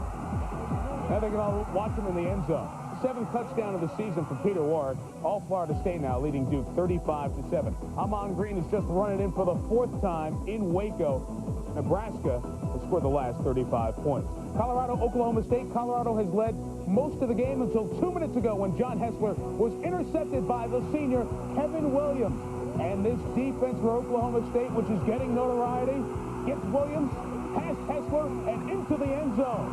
On a rainy night in Stillwater, they're rocking Lewis Field. Add the extra point. Oklahoma State leads Colorado 19-14. Crazy opening quarter in the Pac-10 between UCLA and Oregon. Skip Hicks takes the handoff. Up the middle, 37 yards. As he cuts to the outside, set up an early Bruin field goal. But field goals will not get it done in this game. You need end zone runs like this one by Saladin McCullough. 71 yards. The man who scored on Oregon's opening play of the 97 season goes the distance here. Oregon has led most of the half. just getting ready to start the third quarter. It is a 4-point lead at Autzen Stadium for Oregon over UCLA. This is one of two Southeastern Conference matchups head-to-head among top 15 teams. You're watching LSU, Florida. The other one, Georgia, Tennessee. The Dogs undefeated but untested thus far by an elite team. How'd they do in Knoxville? First quarter, no score. Peyton Manning. Marcus Nash, 13 yards, 7-0 balls. This game was tied at 10, though. Georgia bounced back. They didn't get under the turtle shell. They came out and showed something when they were down, but too much Manning. 8-yard touchdown pass to freshman Cedric Wilson. Threads the needle. How'd he get it through there? Vols by 7. That's the score in the second quarter. Deep in Tennessee territory. Phil Fulmer says, we need to get the running game going. And another big game for Jamal Lewis. He had 4 carries over 30 yards, 9 carries over 10 yards, 232 total yards for Lewis on the day. It helped make Manning even more efficient. Peerless Price, the 8-yard score. Tennessee goes on to win by 25 thanks to 628 yards of total offense. And Peyton Manning, for the 5th consecutive game, goes over 300 yards. Primetime next Saturday night, Tennessee, Alabama from Birmingham. Auburn going out of the conference, taking on Louisiana Tech. This was the biggest impact La Tech made in this game of the opening kickoff. By the way, the player did that was ejected. La Tech did score first 6-0, but then it's all Auburn. Takeo spikes the interception, 65 yards for the score. Damian Craig through the air, throws for 355 yards. 4th straight 300-yard plus passing game. That's a school record. The Tigers win 49-13. They'll see the Gators next week. Big one in the Big Ten. Ohio State and Penn State. Number 2 Penn State. Number 7 Ohio State. Both undefeated coming in. 10-3 Nittany Lions. They actually jumped out to a 10-0 lead. The Buckeyes come back. Joe Germain at quarterback for 3 quarters this game to D. Miller. Miller makes the great grab with 2 men defending him. 35-yard score. All even at 10. That's the score when Penn State is driving, and Mike McQuarrie. Joe Nastasi, 6-yard score, 17-10. It's a 4-point lead for Joe Paterno's team at the half. But we go seesaw in the second half. OSU strikes first. Germain to David Boston, 20-17. Ohio State's lead was eventually 10. Still third quarter. The Lion deficit 10. Aaron Harris. This is an incredible run. Nobody could get 2 hands on him to bring him down. 51-yard score. The Lions are within 3. That's the situation in the fourth. Curtis Enos takes the handoff. May not have the big numbers, but coming up with the big plays this year. 26-yard score. Jopa's defense holds Penn State on 4th down, or Ohio State, I should say, and Penn State wins 31-27. Joe Germain, a lot of yards in the air, but couldn't get the receivers to hold the ball on the big drive. Enos, some wondered, is he going to have a big game to stay in the Heisman race? I think he did today, and Penn State remains unbeaten. What else happened around the top 25 against unranked teams? The ranked teams got it done. 5th-ranked North Carolina in trouble against Wake Forest. But Jomo Leggins, the blocked punt. Steve Fisher goes in for the touchdown. The Tar Heels go on to win by 18. Earlier today on ESPN, 6th-ranked Michigan, again able to handle Northwestern. Eric Collier, the big hit on Russell Shaw, but Northwestern's defense couldn't turn Michigan over as they did in the 4th quarter last year of the Northwestern victory. It was Michigan this year. 23-6 they win. Brian Greasy showed some elusiveness throughout the day and hit Jeremy Tooman for 2 touchdowns. Michigan 2 weeks away from a big showdown with Michigan State. Today in Bloomington, number 11, the Spartans. Cedric Irvin had a huge day. Total yards over 300, 306 yards, including an 80-yard punt return, plus 178 rushing yards. The Spartans win 38-6. And for the first time since 1985, Air Force is 7-0. How'd they get there against Navy? A blocked punt was the story. Charlie Jackson's the Navy kicker. After the block, Tim Curry, the recovery. He had the big defensive touchdown for the overtime win over San Diego State. Today's score is a victory over Navy. Washington beat up on Cal. It was 7-3 at the half. Cal fumbles the opening kickoff of the second half. UW scores touchdowns on its next 2 drives. The Iowa State defense has given up 49 per game. The worst ever in college football history is 49.5 per. Texas A&M is undefeated 5-0. Herb Tyler, 40-yard touchdown run early, set the table. LSU jumped out to a 14-0 lead, which is now 7.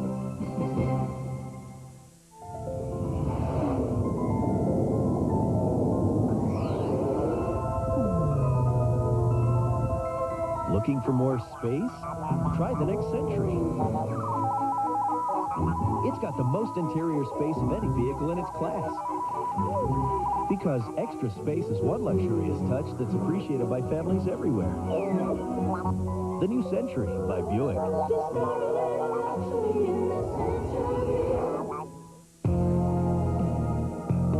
Is something telling you it's time to start regrowing your hair?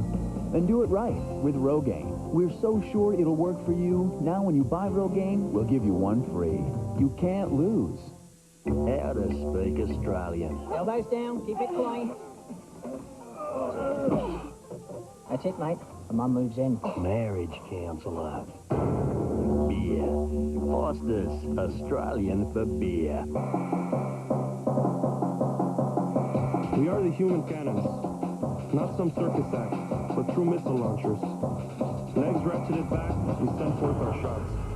A blur of black and white. Black and white turning so fast it becomes a gray mass. Hurtling toward the goal, arriving with a puff of net in the corner. A direct hit. Score 1 for the artillery. Discus athletic. Compete on every field.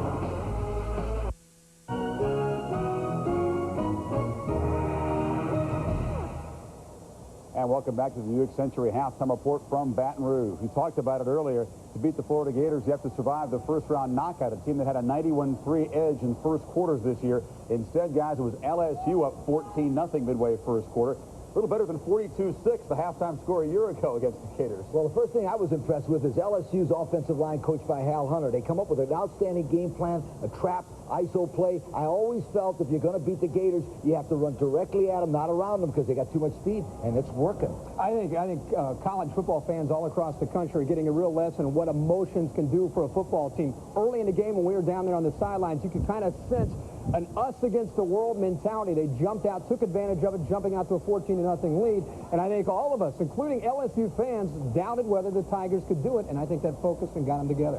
But the key sequence was Jacquez Green breaking down the sidelines. Chris Cummings for LSU broke the pass up on the very next play. Cedric Donaldson made the big interception that was returned down to the 3-yard line of Florida. That's an emotional swing. Well, I think right now you have got to give LSU and Carl Reese a lot of credit for the defensive effort. Still only in the first half. The thing to remember to me in this football game, if Florida can come back and win this game, their quarterback, sophomore Doug Johnson, goes from being a sophomore to a fifth-year senior overnight. Tremendous amount of pressure. Even when he's getting the ball off, he's getting hit. But I tell you what, I was impressed with Doug Johnson. He throws an interception. It goes all the way for a touchdown. He comes back 80 yards down the field, and the Gators score. That was very impressive for me and Doug Johnson. Now, speaking of comebacks, the best big game of the year so far, of course, the one in Happy Valley, and Penn State fans a little extra happy because they know there'll be a solid #1 in both polls if LSU can hold on to knockout. Well, I'll tell you what I like about the Penn State situation. LSU has given Florida all the trouble they can. And one thing, remember, Penn State's going to get some votes because a lot of people saw that ball game, and Ohio State's got a big name in 7th ranking. Penn State's moving closer to the top. First things first, give both teams a lot of credit in this football game. The thing that they did that impressed me, they reached down deep. Penn State was down 10 in the third quarter. It looked like the game might be out of reach, and when they were down, they gave the ball to Aaron Harris. He made the big touchdown, got the crowd back into the game. I thought Penn State showed a lot of character. Check them out time when they enter without a doubt. at home, and you're right, the home field had to be a factor in that fourth quarter. That's the story from now at halftime from Baton Rouge. Let's go back to Mike Tirico for more on another SEC game, Kentucky and South Carolina. Mike? Yeah, Chris, important game for South Carolina. Winless in the conference, Kentucky and South Carolina, all even at 14. Here's the play that turned the game around. Arturo Freeman on the double tip, gets the interception, takes the Tim Couch pass back, 47 yards.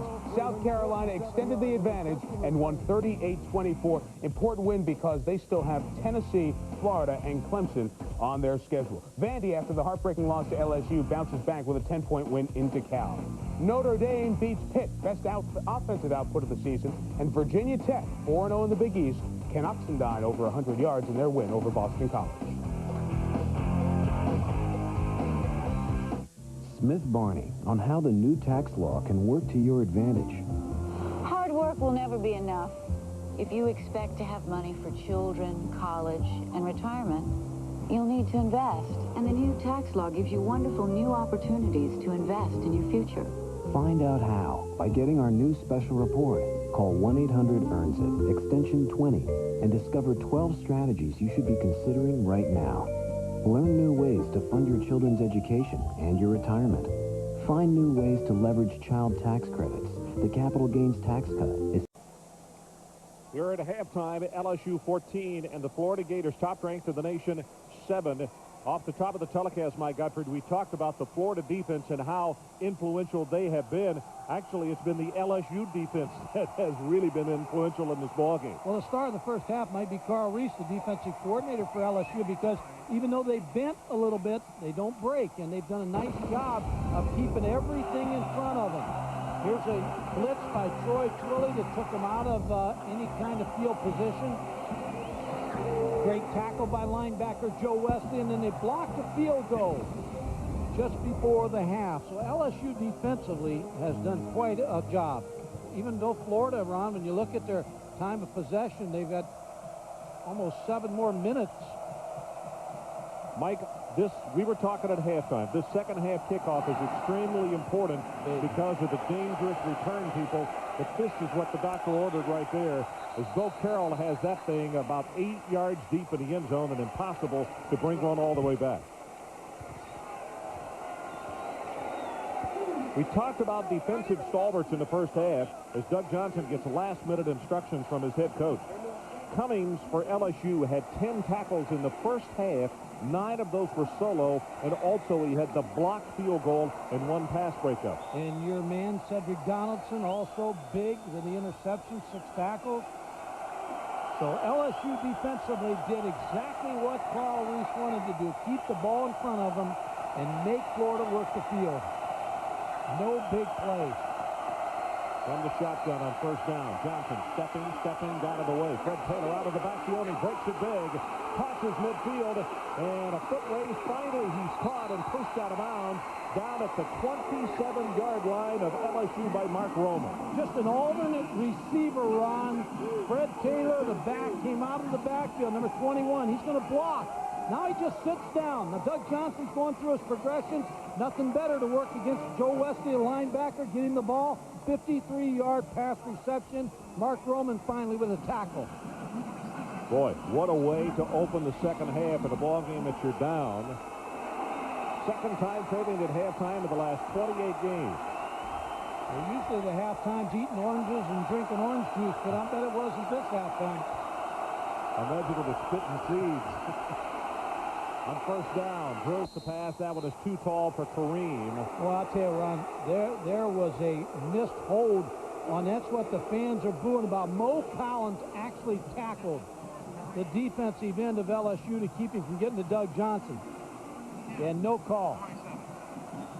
Well, you could hear the boo from the locals here, and that's what they cited. The officials did not. So it is second down.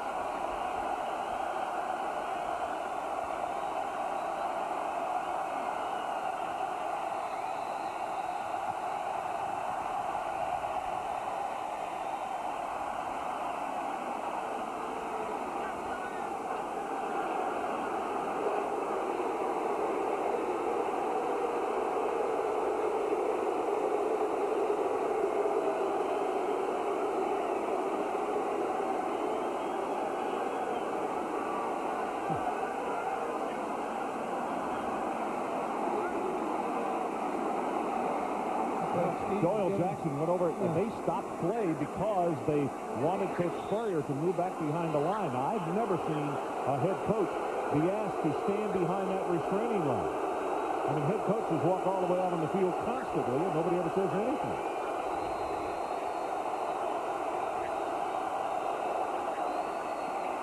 Draw play to Taylor.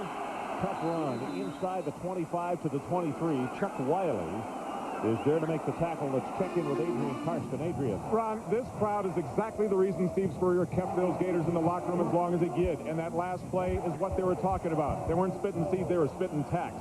They want to run the ball more and more in the second half because their ability to run the ball keeps LSU out of good defensive sets that would allow them to stop the pass. When they get back into that bandit look, guys, I've got their adjustment on how they're going to stop that curl route. Okay, Adrian, as you can tell, very loud down at the sideline. 6 of 10 on third down conversion, and Doug Johnson wants a timeout.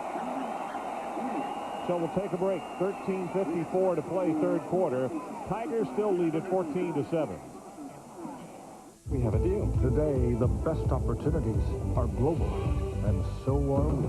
We see a huge market together again. The Equitable, a strong and trusted partner in the U.S. This combination means new growth for both partners. AXA, a global powerhouse in 50 countries with more than $500 billion under management. Here, have a look at the future. AXA and Equitable, global reach from a trusted friend. Equitable is a member of the global AXA Group. Presenting the rugged Montero Sport. Well, hold on to that sandwich, because one bounce and it's mine. Oh, wait, this SUV ride's too smooth. I'm gonna starve. Unless smooth ride, sleep. The SUV with a surprisingly smooth ride. Lunch is served. The Montero Sport and Montero from Mitsubishi. Built for living.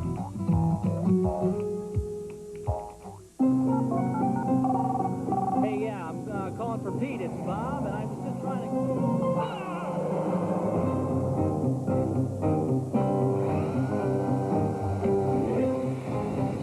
to... Tired of paying excessive roaming charges? Maybe it's time to switch to Nextel, the cellular service that has no roaming charges. Get smart. Get Nextel, the national all-digital wireless network.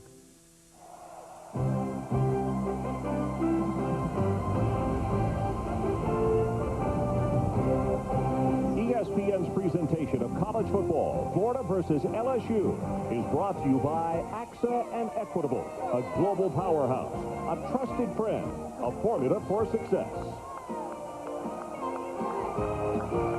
Now the Florida cheerleaders up here from Gainesville trying to encourage their team, who looks at a third down, and they need to take it to the 17.5-yard line.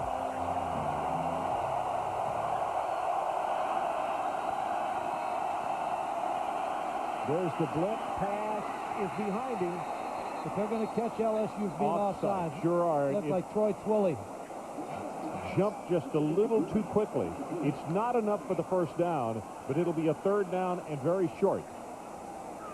Twilley was trying to guess on the snap count. Yeah, and you can't guess. You've got to look into the football. When the football moves, you move. You can't move. See, he's guessing with Doug Johnson, and he lost the guessing game. Mike, that is the first penalty against LSU tonight.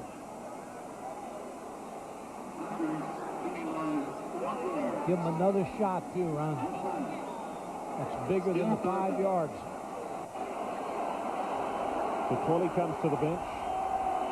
And if you're Steve Spurrier, you're going to take 2 downs to get this. Green and Richardson, top of the screen, but they go with the running play. This is Taylor, turns it inside the 15, and it's 1st and 10, Florida at the 12. Rion Hill on the stop.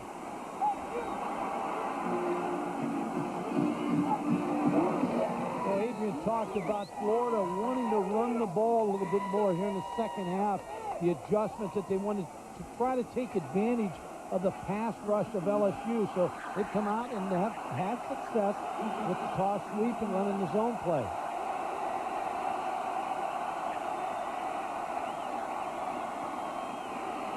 That running play, Taylor maybe has one, and that's it.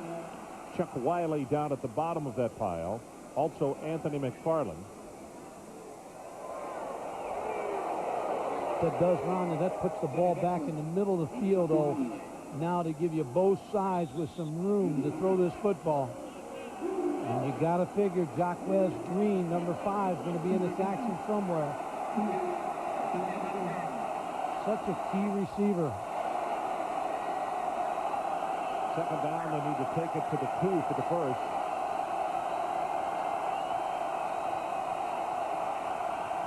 Play clock at 3. They get it off.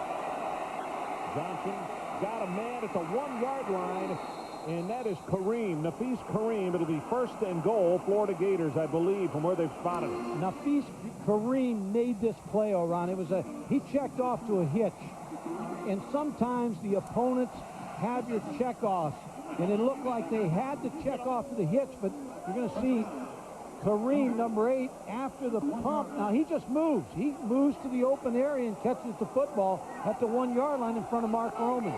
6 catches for him for 59 yards, and he just hobbled off the field And the training staff looks him over as Fred Taylor takes it into the end zone, and we're 1 point away from a tie ball game. And credit Rod Frazier, the fullback, with a great block. And you also need to credit Chester Blackshear, number 77, who pulled out of his guard position and led that play around the corner.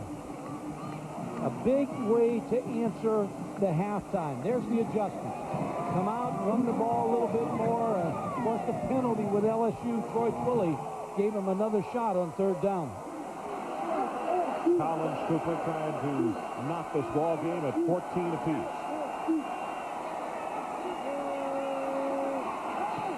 He's got it. Shows us a break in the action. 12-17 left in the third quarter. Number 1 Florida 14. Number 14 ranked LSU 14. We'll be right back.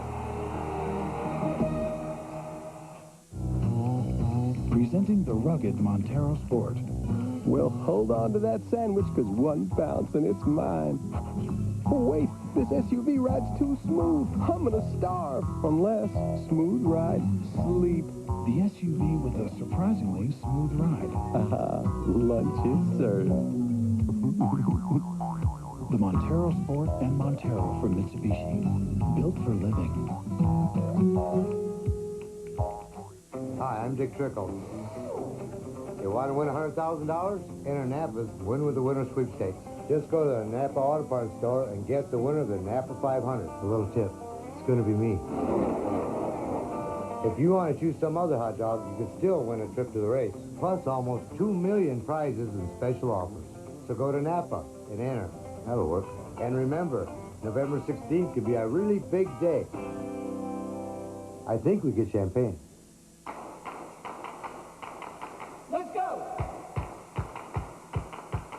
As a business traveler, you can choose from thousands of places to stay. But when it comes to renting a car, there's really only one place to go. National Car Rental. Because when you join National's Emerald Club, you can bypass the counter, choose your own car, and get on the road fast. So what are you waiting for? Let's go. National Car Rental. Interstate rivals clash in the ACC as North Carolina travels to NC State. North Carolina, NC State, next Saturday at 6 on ESPN2. Well, we're tied at 14 as you look at Rayon Hill, and they're attending to his leg almost as though he's having problems with either Charlie horse or with cramps. But it's a cool night. I'd be surprised to cramp. Would you, Mike, this early?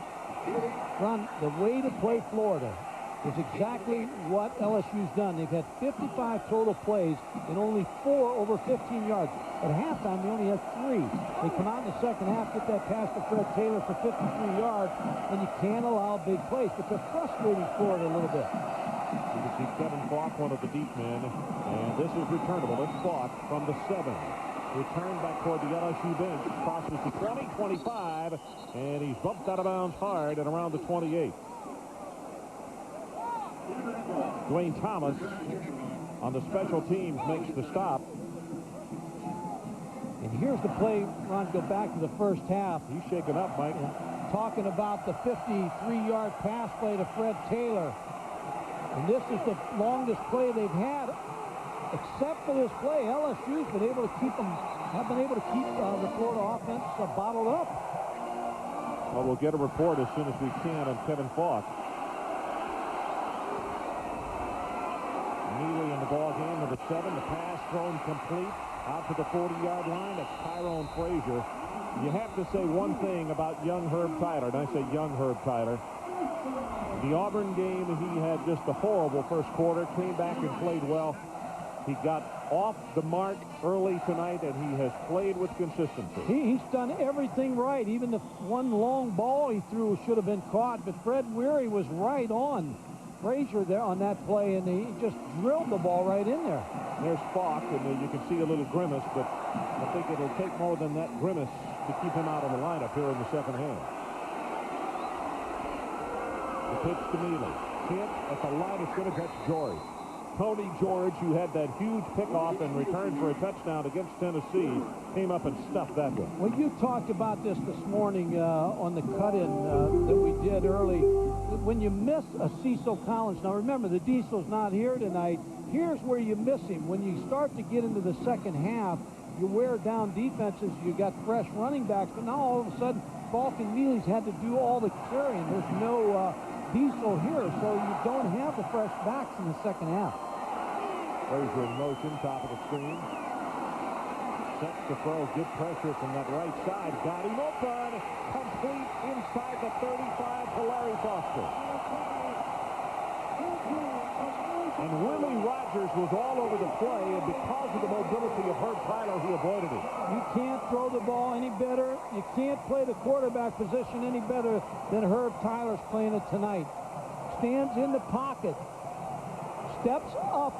You talked about the rush. Now he's going to find Larry Foster against Tony George and lays the ball in there perfectly. Tyler calls the signals as they move back into the student section of the stadium, and it's very noisy even for LSU to hear. Falk back in the lineup, so obviously that stinger a moment ago, not too bad, but they go with the fullback, and it's Banks, who broke a big one and scored a touchdown in the first half, and he will take this one inside the 25. Banks is a youngster that they think will be a quality running back, and really one that will earn high marks here. He's only a freshman. And they've struck on some things against this Florida defense tonight. Quick running plays. Auburn's got him next week. They're trapping him up inside. People will look at this tape and try to do some of the same things against this Florida defense. Second down and 4. Back into the boundary. Falk gets by one, will not get by the second tackler, but it's Mike Peterson for that strong linebacking spot, the junior out of Alachua. Boy, and he put him down solidly. You know what we haven't seen since the early in the first quarter? The option play. It's a third down play, a key third down play here. Maybe Morris Watts, who's done an excellent job calling plays tonight, might think about going back to this option play. Let's see what they call here. The big third down play for LSU. Third down, line to make is the 21. Frazier in motion, straight drop to throw. Looking for the end zone, he's going to be sacked. 55, Woody Cohens is there to get him. It's his second sack, and a flag has just come down. That may be face masking, Mike Gottfried.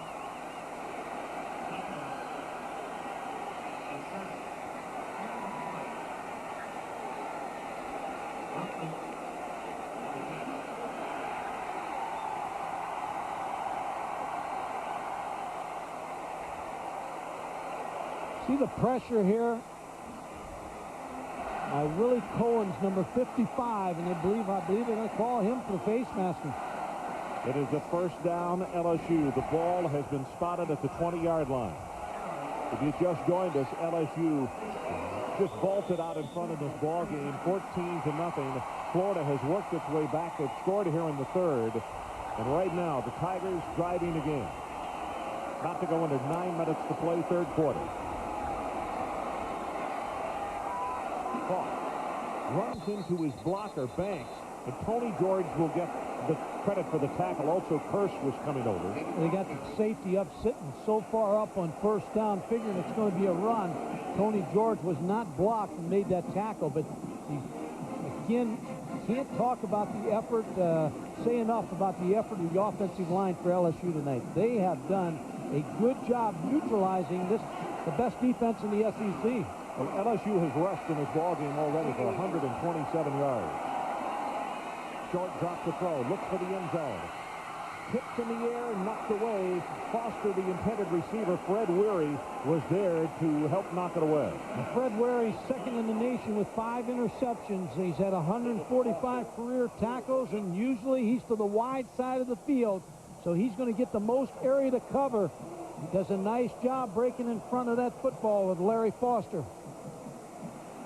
Stops the clock, 8 minutes, 20 to play, third quarter. It is third down. LSU needs to take it to the 10-yard line of Florida.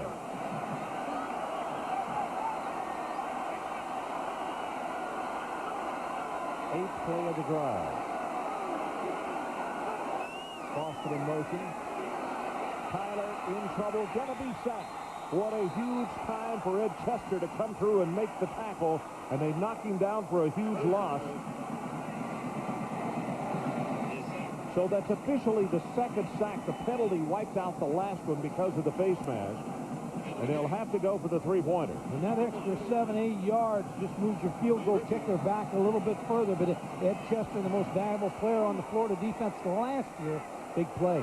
Ritchie, 44-yard attempt. Good pass this time, partially blocked. I believe, is it Fred Weary? I think Elijah Williams may have got it. One of those two corners is the congratulations on the sideline, and it may have been Elijah. We'll double-check it. Elijah Williams, a former running back, was the leading rusher 2 years ago. Steve Spurrier asked him to move the defense.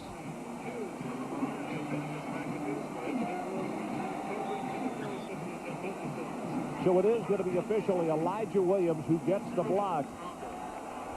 What this young man has done is incredible, to move from offense back over to defense, where he played some in high school, and he's done an outstanding job. There's Johnson set to the pocket, going to go on top on first down, looking for Green, and it's incomplete.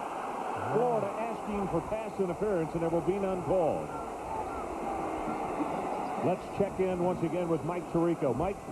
Ron, UCLA was down 11 at Oregon, but they have come back. Watch the great play-action fake by Cade McNown. 40 yards to Jim McElroy. UCLA late third, leading by 3.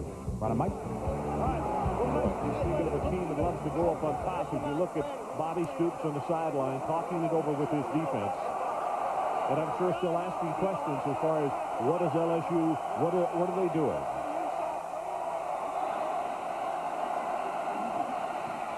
Shotgun off the corner. Here comes the blitz. They throw the screen. It's tipped and it's caught. That's Taylor who reached up and grabbed it. Boy, that thing could have been picked off by LSU. They've hit that twice, and both times it was almost picked off. Fred Taylor, 21, makes a big play. Sutton is the man who almost came up with an even bigger play. And Mike Sutton is the guy that they say is the best pass rusher. Also bringing Chris Cummings to corner. They got a good play called against it, but a good spy technique by Mike Sutton. There you see the tip. Third down. They need to take the ball to the 37-yard line.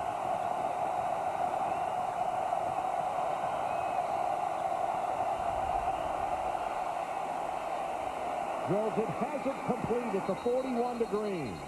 Cedric Donaldson on the stop. Ron, that's the same thing that Steve Spurrier had in the first half. He had the curl route. Comes right back and throw. Let's see if he comes right back with it the next couple plays. When things go well for him, he likes to repeat the same play. Let's check in with Adrian real quick. Adrian? As they come to the line, Ron, what they're trying to do in that play is to get a robber to help out. Mike can explain that, but they're trying now, Florida is to run that to both sides and really foul up their defense. Here they go with Green and the quick handoff. Back, turns the corner, crosses the 45, and Mark Roman will punch him out at the 49. Not literally, but they'll knock him out of bounds at the 49. Carl Reese said about Jacquez Green, he says the best receiver we've seen this year. He was an option quarterback in high school. Didn't know when he came to Florida whether he could run those routes like the Florida receivers, but he has been a quick learner. To show you how everybody has to play everything in that system, in 1995, Jacquez Green had 2 punt blocks on special teams. Taylor bounces it outside. Carl puts a head down and goes out of bounds over Chris Cummings. And let's see where they're going to spot him out. Looks like around the 42. That Fred Taylor has been the difference in the second half. Made that catch, that pass for 53 yards, and he has ran the football stronger in the second half. Adrian talked about talking to Steve Spurrier, wanted to come out and establish the run a little bit more. 67 yards and 2 touchdowns for Fred Taylor. But they seem to be controlling the line of scrimmage a little bit better, running the football. Well, he's run for over 100 yards in the first 5 games, and tonight we'll check his numbers to see what he has. Going to go on top. Down there, incomplete. McGriff in the end zone, and they say Cummins covering on the play, and it's incomplete. You made a point early. Now, Chris Cummins made it. Look at his jersey. Now, he's sweating. Now, his tongue is hanging out. They run him down the field. He doesn't get a break. They run a bunch of different receivers at him, and it sometimes takes its toll late in the ball game. But he's able to run right with Travis McGriff here. He gets his hand in there and knocks the football out. Fred Taylor, by the way, 17 carries, 67 yards. Here comes a corner blitz again. Pass on the mark. Richardson steps out of bounds, just short of the first down at the 32. Making Florida's offense work the field again. They'll give them the 10-yard pass. Look at this passing chart. All the underneath throws that they're given. And then look here deep. Not giving them the big play. They will not allow them the big play tonight. And that's been the difference, except for the play to Fred Taylor, the pass out of the backfield. That's what's kept LSU in this ballgame. Mike, further substantiating what we're talking about as far as the duress that the LSU corners are under. When you look at all the different receivers, Green has caught 6 for 77. Kareem has caught 6 for 59. Richardson, that was his 4th catch for 48. And McGriff has caught 3 passes for 27. They just keep sending them at you.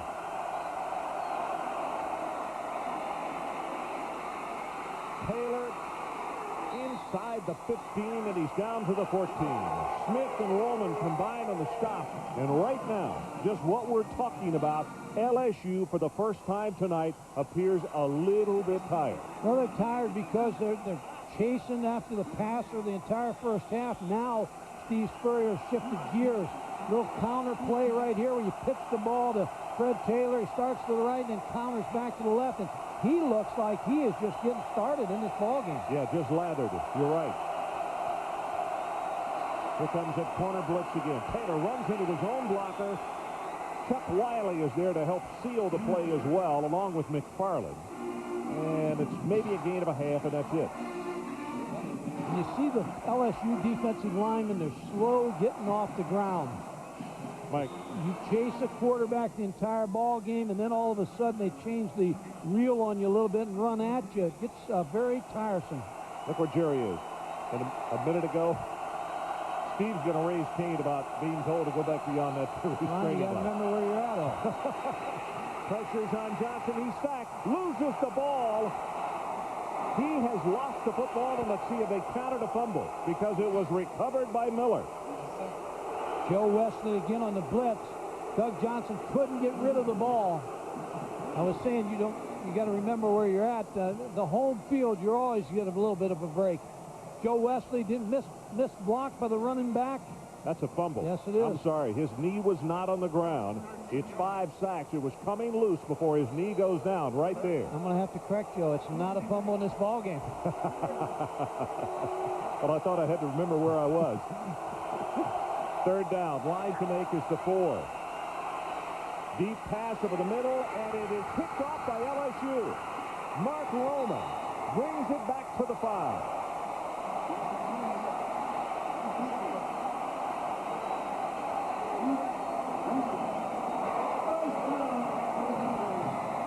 Badly overthrown ball by Doug Johnson. Really no receiver in the area.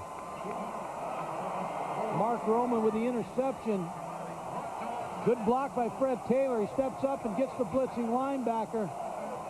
Trying to hit Aaron Kinney, the tight end, but here's the interception. Now the job LSU has to do, they've got to get out of this 5-yard line. Backed up here against this Florida defense. And for Florida, this is like a deep punt. They would like to have had the point, but LSU's got to go a long way as they go straight ahead with the running play. You know, one of the things also, last Tuesday when I was down in Gainesville and visiting with Coach Spurrier, he said, you know, we have been fortunate. He said none of our mistakes have really blown up in our face this year. Well, tonight it's come a little bit closer with the 2 interceptions, the 1 long return. It cost them a touchdown. What could have been a fumble out closer to midfield just a moment ago, and now it's an interception. So, you know, he says we have been a fortunate football team. Very fortunate they didn't lose that fumble because they still have field position on their side.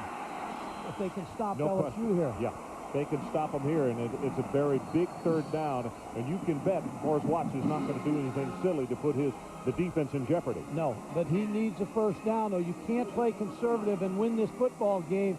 And Morris Watts knows what his quarterback, Herb Tyler, can do. He wants to pick this 1st down up because you do not want to punt the football to Florida and have them have this good field position.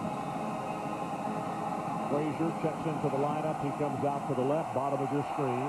Third down conversion, 1 of 4. There's Larry Foster, the inside receiver at the top, his best receiver.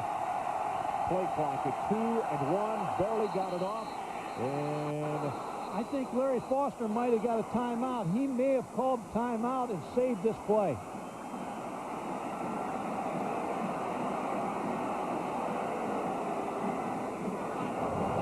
There's no play. It is third down. Timeout. LSU. that's exactly what happened, so we'll take it with them. LSU 14, Florida 14. That's a 2:41 mark of the third quarter. There's your timeout. We'll be right back. Channel 2 Action News, now with early warning Doppler 2 radar, the most advanced technology, bringing you earlier warnings and vital information about severe weather. So advanced, it provides pinpoint accuracy. That means Glenn Burns and the Channel 2 Action News weather team can show you exactly where severe weather is right now, and the actual time storms will hit your area. It could save your life. Early warning Doppler 2 radar, now only on Channel 2 Action News. Weather coverage you can count on. As a highlight of our franchisee meeting, we have the co-founder of Pizza Hut, Mr. Frank Carney. Recently, the retired co-founder of Pizza Hut did something surprising. He bought a Papa John's franchise. Sorry, guys. I found a better pizza. Today, he owns over 40 restaurants. Papa John's. Better ingredients, better pizza. He's got it. Try our Grandpapa. That's an extra-large pizza with 2 toppings for only $9.99. Professor Sterling Sharp is conducting research at Bristol University's Theoretical Football Laboratory. The computer's running various scenarios based on if the United States was invaded by Canada. And consequently, the CFL absorbed the NFL. And what about the 110-yard field differential? Do it again. Professor Sharp. Yes. The results of the Brett Favre staying in Atlanta scenario. Interesting. June Jones named Coach of the Year. We're tied at 14.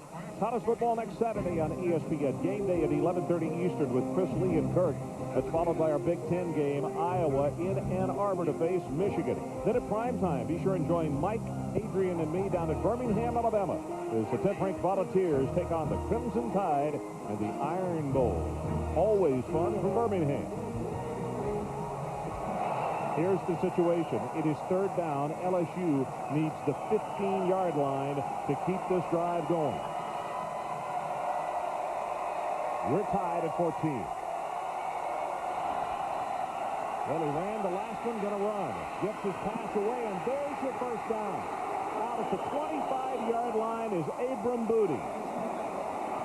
Tony George was coming with a blitz. Well, remember the timeout call by Larry Foster because they were going to run the football. Right. They would not have made the first down. Now they come back out with more time. Herb Tyler steps up in the pocket, hits Abram Booty on the curl route. First down, Elijah Williams on the tackle. Again, the athletic ability of Tyler buys him more time, and they pick up the first, allowing the defense to get a little bit more breather on the bench. Tyler set, going to go on top. Has his man, it's Booty, and he's free. Elijah Williams will push him out of bounds.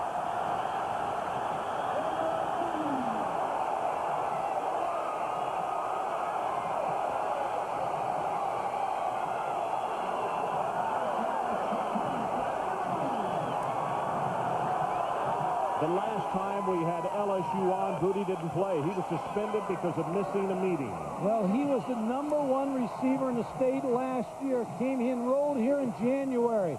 A gamble by Fred Weary, number 24.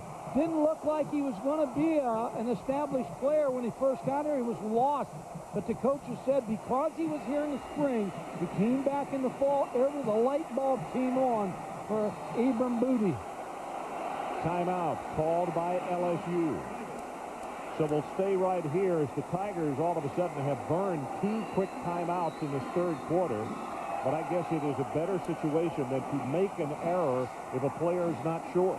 Yeah, exactly. If you want your players to be confident in the play call, and obviously Herb Tyler was not ready to go on that play. Well, coming up on Monday night on ESPN, it's NFL Primetime at 7:30 Eastern. Mike Tirico and company with 90 minutes of nonstop NFL news, features, and analysis, leading you up to ABC's Monday Night Football. This week, Troy Aikman leads the Dallas Cowboys at the brand-new Jack Kent Cooke Stadium as they take on their longtime rivals, the Redskins. It comes your way 9 o'clock Eastern on ABC's Monday Night Football. Well, Mike, this scene down here in Baton Rouge this is Saturday night fun to Bayou. And if you've never been to a football game down here, or if you're a purist and you really enjoy just seeing a fun atmosphere, this place right here always provides that kind of situation, doesn't it? It's great. The entire SEC is like this. I mean, and last week, Wisconsin and Northwestern. Yeah. And Northwestern was a beautiful scene. So it's first down. The ball resting just outside the 20 for the LSU Tigers. They want to break the tie, but they want to do it with a touchdown, not a field goal. Here's that option play. Pitches back to Falk. Tries to turn the corner. That is a great job by Fred Weary defensively, not allowing that play to materialize. Let's go to Mike Tirico. Ron, fans locked into this game. If maybe you didn't see the longest game in American League Championship Series history, it ends oddly. Omar Vizquel bunting with a runner on third. Misses the bunt, but it's a passed ball. Marquise Grissom, who would have been the GOAT because he blew a fly ball earlier, scores the game-winning run. Indians win 2-1. That's the score of the series as well. Our situation, clock running. 90 seconds left to play third quarter. 2nd and 8.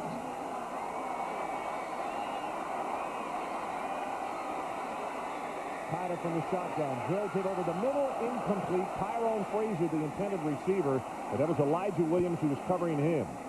Ron, it's an interesting scenario in Florida on the sidelines because Steve Spurrier has so much confidence in Bobby Stoops. Usually as a head coach, you move down with the play over on this side, but here's Steve right here offensively. Now, Bobby Stoops is way up at the other end calling defenses. He has so much confidence in Bobby Stoops, he just lets him alone entirely to call the defenses. I'll tell you a story about that in just a moment when Bobby came to the University of Florida. Right now, it's third down. He's trying to keep them away from the 11-yard line. That's where they need to go. See the pressure to the outside. That's Kearse. And the pass thrown, it's really skied for the end zone, and if it had been caught, Frazier was out of bounds. And again, Javon Kearse is the man who was putting on pressure, and I think Tyler is shaken up. Because I believe Javon Kearse got right around his ankles and caused that bad throw. But he may have hurt his ankle. Javon Kearse, number 42, is going to come right over Kevin Falk. Hits him right around the ankle. Oh, my goodness, the late hit. That's Kelsey. No flag was thrown.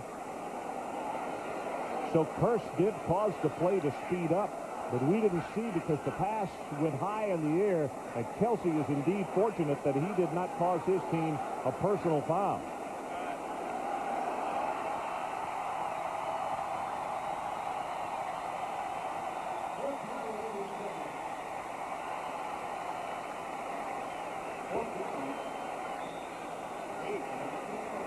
Jerry DiNardo asking his quarterback if he's okay. What a shot he took. Here's the hit coming up right here. The ball is delivered. And in there, there's no question. That should have been a 15-yard penalty. Field goal attempt of 37 yards coming up by Ritchie. Good pass, and he has missed it. Hit it badly off to the left and no good.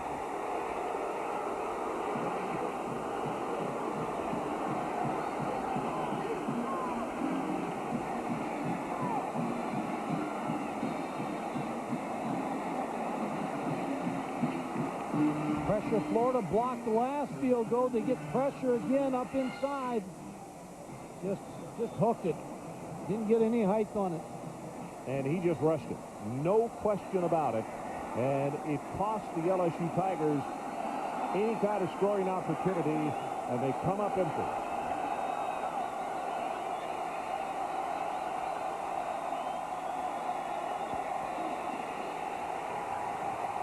That play is heading nowhere as LeBlanc comes up and spoils it.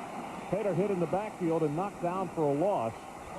Ron, here comes the Bandits back on now. The defense where they bring all the athletes in the game. Now, they haven't run this since the first quarter, but they're again trying to spell McFarland, Wiley, Miller, and Nixon so that they can go in the fourth quarter and chase Doug Johnson. Give him a breather. 29, now 28 seconds left to play third quarter.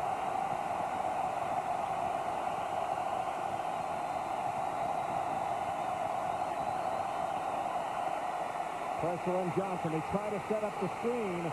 Gets his pass away, and he wisely throws it short. As Troy Twilley was the closest man to it. And Ron, I like what Carl Reese is doing. Not only does he bring a lot of backups in, but he also blitzes them. I mean, he brings them in and gets them active where they're coming after the quarterback. An all-out blitz by LSU, and they put pressure on. Sykes is the man who was applying the pressure.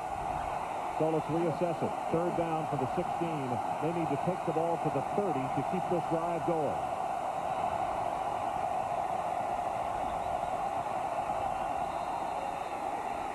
Flags down everywhere. Movement on in Florida. Ron, the other thing this does is when you bring a group in and you give them a special name like the Bandits tonight, they're into practice, they're into the game. They know they're going to get their chance. Now they're coming out. Now all of a sudden they're bringing in the other guys.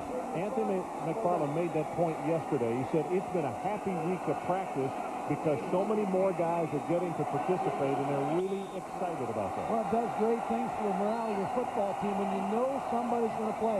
You go to the ballpark and you know you're going to get in the game.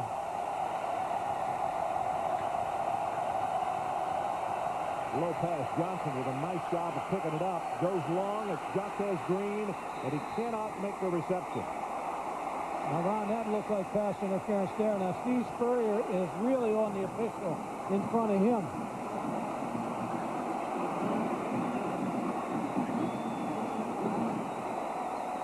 Number 19, Chris Cummins. Well, I don't know. He kind of pulled up. Ball's underthrown. I'm not sure that was interference. I'm going to scratch that. I'm pulling that one back. Robbie Stevenson to punt. He has one for 58 yards. You see 3 seconds left in the third quarter.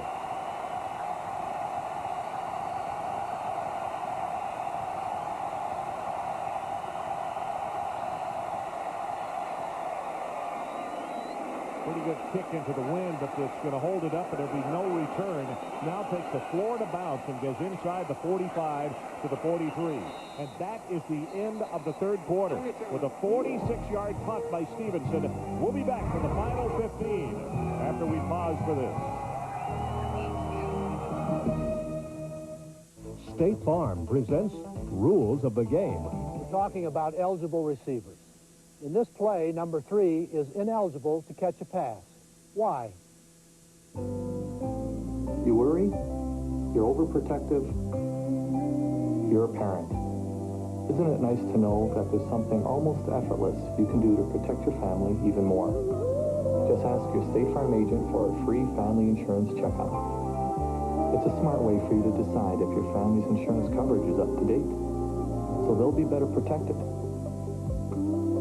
And maybe you'll worry a little less. Today we're talking about eligible receivers. In this play, number 3 is not eligible to catch a pass as he is not the widest man on the end of the line. 5-yard penalty and loss of down. Rules of the Game has been brought to you by State Farm. Like a good neighbor, State Farm is there. Presenting the rugged Montero Sport. Well, hold on to that sandwich, because one bounce and it's mine. Oh, wait, this SUV ride's too smooth. I'm gonna starve. Unless, smooth ride, sleep. The SUV with a surprisingly smooth ride. Lunch is served. The Montero Sport and Montero from Mitsubishi. Built for living.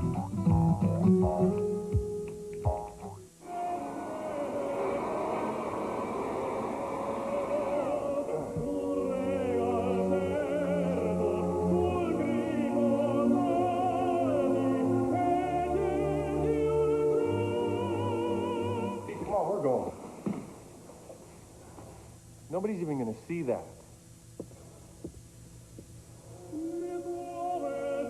Comfort that never quits. Red Wing shoes. Work hard. When you buy a new Honda 4Trax 300, 300 4x4, or the rugged Foreman 400, you can see something you just won't see on any other ATV. Your choice of 7.9% APR financing and no down payment, or a pair of incredible German precision optic Steiner binoculars. Now you can see why Honda ATVs are the best on earth. Back in Death Valley with a tied score at 14. Herb Tyler, the quarterback for LSU, is on the field after he really took a shot underneath his chin. He is back in the game after having his eyes checked for dilation. They have the pen light out. I'll tell you right now, this timeout came at a very opportune moment for LSU because he is not back in the game with all of his faculties. Sparacino, the backup quarterback, is ready to go and warmed up if Tyler cannot handle decision-making his first and second play. Okay, we'll watch it, Adrian, as we begin the fourth quarter. Play action, steps up and drills his pass and has it complete to Foster and out of bounds just shy of the 45. That's enough for the first down. Not only does he have all his faculties, but he's added a few. That's a strong arm throw right there to Larry Foster coming out of the pocket. But that's what Morris Watts, the coordinator, wants to do with Herb Tyler. Roll him out and get him on the corner. He's about 5'9", find him a passing lane. And a great catch by Larry Foster. And, Ron, you also think if you're an All-American back, it's Kevin Falk time, too, to run this football.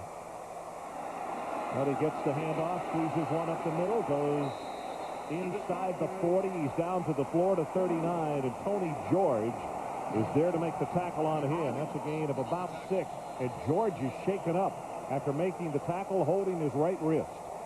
Ron, you're seeing an All-American effort tonight by Alan Faneca, the right guard. They have just chose to run over number 66. Here's the block that he has on Reggie McGrew. Just does a nice job tying him up so that Kevin Falk can get through. George, who's down, and as we said, holding his right ankle, has 6 tackles tonight as you look at Allen. And Faneca, an outstanding lineman, and boy, George is really in pain. As you can see, he's wincing as they try to touch that wrist. And now down on the sideline, Danny Boyd, who's a sophomore out of Bradenton, Florida, is warming up kicking, and it would appear that Wade Ritchie, who missed so badly on that field goal attempt a moment ago, might not be scratched. And now a timeout has been called, and it looks as though, Mike, they have brought an air cast from the sideline for Tony George. This does not look good for the Florida Gators.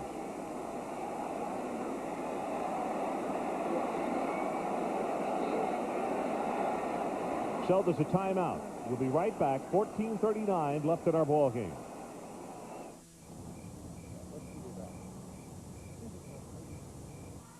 We make changes day and night to increase performance. And after winning the PPG Cup Championship, racing tradition dictates we make one more, which suits us just fine. Because as you can see, at Honda, we never stop improving. Looking for the answer to one of life's toughest questions?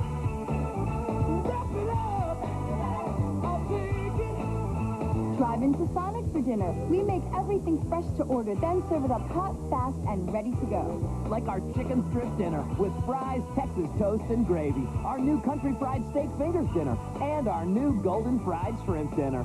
Complete dinners, ready to go.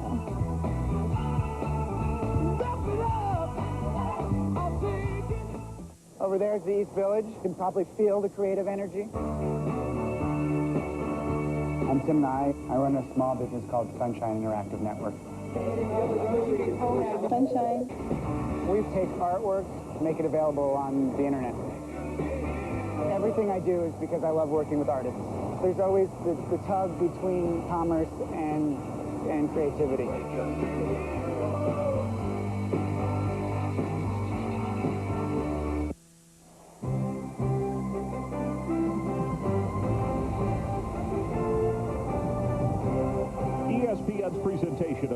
football, Florida versus LSU, is brought to you by National Car Rental. So what are you waiting for? Let's go. And by Sonic, America's drive-in, where we invite you to drive in for a change.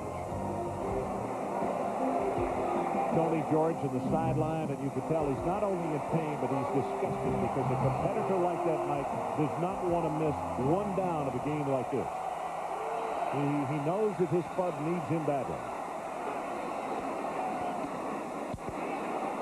Boy, that drop play went nowhere. Rutledge was there to just eat up the running back Foss.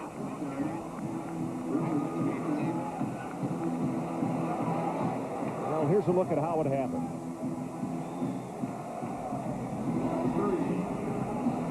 He really absorbed the blow delivered by Foss.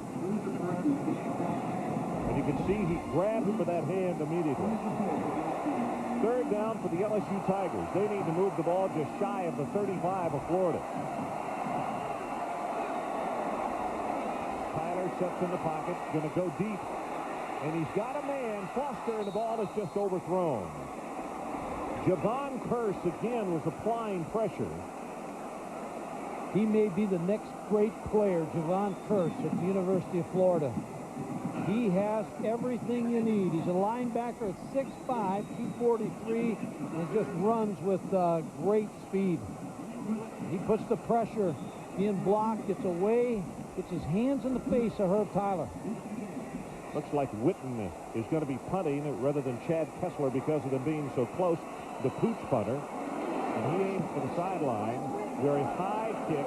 The wind holding this one a little bit, and couldn't get it to stay back in the field of play. Florida will take it over at the 20. Well, coming up on Friday night, it's that time again. The 1997-98 college basketball season tips off with the excitement of Midnight Madness. Dick Vitale will be on hand for the Jim Herrick era. Opens with a night practice at Rhode Island. We'll also be at Duke, South Carolina, and at Tennessee with the Volunteers and Lady Vols celebrate Midnight Madness this Friday on ESPN. Ron, I'm happy to see Jim Herrick back. He'll do a great job there at Rhode Island.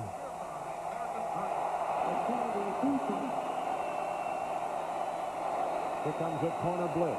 Johnson sets in the pocket, barely gets it away, and he wisely threw it out of bounds. Rayon Hill, number 21, was coming with the pressure. Well, you know the story last year, the rout of Florida on LSU, and to bring the ball club back tonight, Jerry DiNardo with a great coaching job, but the assistant coaches tonight, what a game plan by Carl Reese, the defensive coordinator. There's Carl right here, and Morris Watts sitting right next to him. There's Carl Reese pounding that glass, hoping for a stop, but both those coaches and their staff to be congratulated with a great plan tonight. Well, the bandit package in the ball game. There's the pressure, and the pass is picked off. That's Donaldson, and he will score.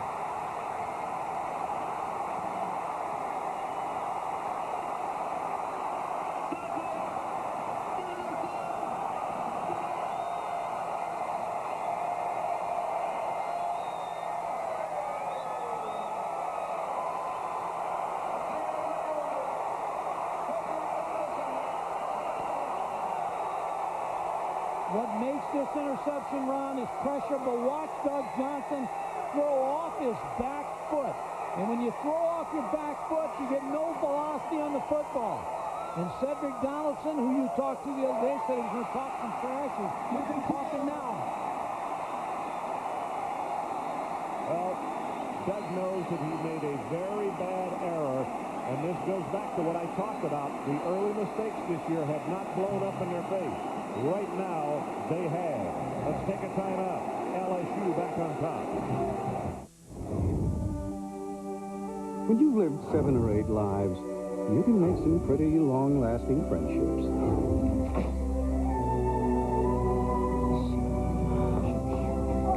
But even when you've known someone forever, Take a check. Of course, I'll take your check.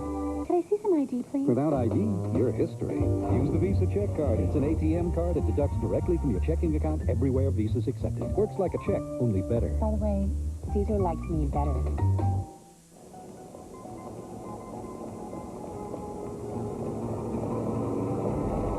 Every so often, something new comes along that makes people go back to rethink. Go back to reconsider. Go back to the drawing board. Introducing the larger, more powerful Accord. An Accord like no other. From Honda. Is that a new big, King? No, it's a bag, Coach. No, in the bag, son. Yes, sir, it is. Well, what's a smart kid like you doing sitting on the bench? Get in there and play quarterback. Really? Like taking candy from a baby. The new Big King from Burger King, plain broiled with 75% more beef. It's like a Big Mac, except it's bigger and tastes better. Get one with fries and a drink for just $2.99. Coach said I could play halfback. Next Saturday, Charles Woodson and the Wolverines welcome Iowa to the Big House. Iowa, Michigan. Next Saturday at 12:30, only on ESPN. Well, Saturday night in Baton Rouge, and when the Tigers are playing the way they play tonight, I mean, these folks are just coming unglued. Cedric Donaldson, 2 interceptions tonight, 1 return for 68 yards, and now this one officially 31 yards for a touchdown. Kickoff coming into the wind, and this is Bo Carroll. Comes back into the boundary, and loses the ball. LSU has recovered at the 30.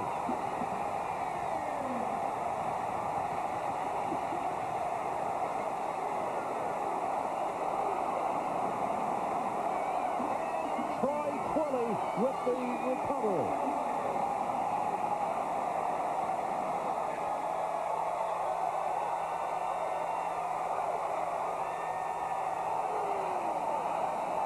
He just lost that thing, Mike. He just dropped it, Ron.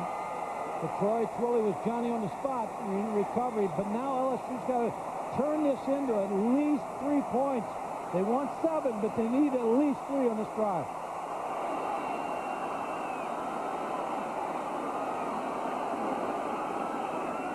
Play action going to go on top, but I think he's throwing this one out of bounds. Yep.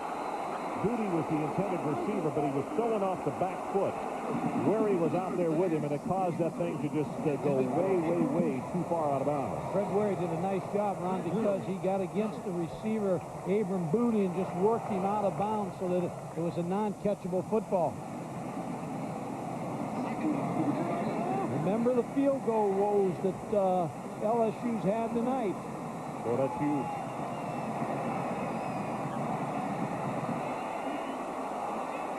You see the movement of the sideline. Richie missed. Boyd was warming up, and now that's the final timeout by the LSU Tigers as they want to talk it over on 2nd down. So we'll take a break. LSU by a touchdown. We'll be right back. For over 20 years, you've enjoyed the mouth-watering taste and top-quality service of Western Sizzlin'. Our meats are the freshest, cut right here on the premises and cooked to order. We serve you potatoes so big they're a meal by themselves, and you'll find the freshest salad bar anywhere. Plus, enjoy our dessert bar free with any entree. Western Sizzlin' also has a large banquet room available for all your needs. Western Sizzlin', Martha Berry Boulevard. Call-in orders are welcome. Take a look at this. With Nations Bank PC Banking, this is how you pay your bills. See this thing here? Click on that, then you go to this little doodad and click on that, then you type in that, and do that. Oh, am I being too technical? Anyway, with Nations Bank PC Banking, you can pay all your bills like this anytime you want to. I love that. America's fallen in love with hockey on ESPN, and those charming black and white commercials. Well, what's not to love? But now, through the miracle of modern technology, ESPN will be entering an exciting new season with an exciting new look. It's going to bring the whole commercial thing into the 90s. The Detroit Red Wings will be red. The St. Louis Blues blue. The Blackhawks will be, well, black. It's exciting, and I'm excited. And the players, well, they're excited, too. Checkers Green on the sideline, knowing that at 12 minutes and 54 seconds that normally that is just a huge amount of time for his offense to score. But the situation tonight, a very pesky an unpredictable LSU defense has thwarted that. They only had 14 points tonight. And Mike, I would suggest one other thing to look at for this point of the ballgame. Penalties, 4 against Florida, and 4 turnovers. For LSU, only 1 penalty and 1 turnover. And Ron, I'd look for some kind of rollout here with Herb Tyler, getting him out of the pocket some way. Sets deep, drills the ball, has it complete. That's Booty. Inside the 20, he's down to the 15. Fred Weary tackled him. Well, they didn't need to take him out of the pocket. Herb Tyler has played a great football game tonight. Talked about the problems he had in the Auburn game. He has played lights out tonight for LSU. He reads the short post pattern. Abram Booty on the route. Just right on the break against Fred Weary.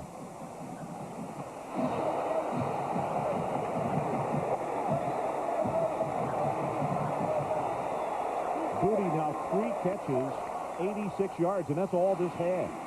Draw play, Foss bounces it off. One tackler in the middle, and he was 1 away from getting it big, and Kelsey makes the stop. Adrian? I'll tell you right now, guys, remember, Tony George is no longer in this game. The update on his injury, probable broken right thumb. He has gone through the locker room in one of those air casts for an x-ray. It actually made him sick to his stomach, guys. You could see the pain on camera there. Now, LSU knows this as well. What they're trying to do is to get Abram Booty lined up on his replacement and go right after their weakness in defensive backfield. That's John Xnitis, number 26. He's a senior. He's got a lot of experience. Option play. Run it back into the boundary. Here's Tyler. He will score.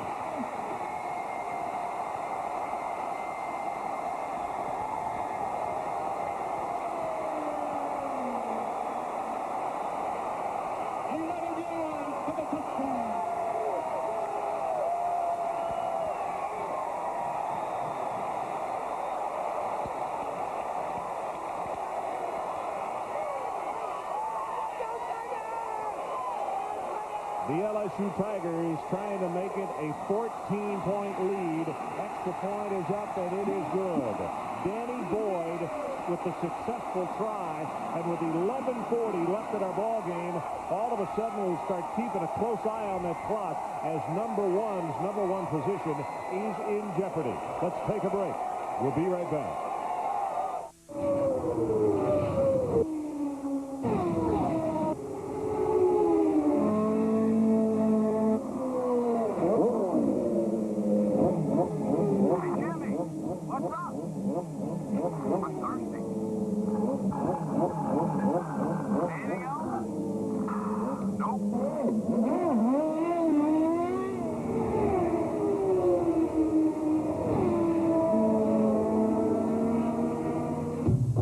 In today's market, it's more critical than ever that investors understand their own objectives.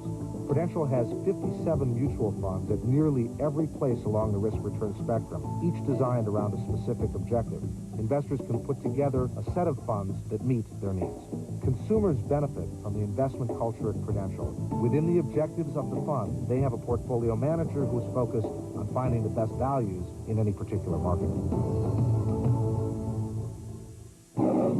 It's the worst nightmare an American citizen could imagine. Accused pleads guilty. The hell I do? No rights. I would like an attorney.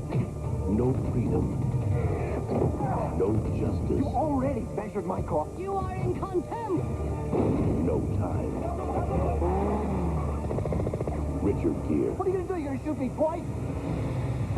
Red Corner. Rated R. Starts Friday, October 31st.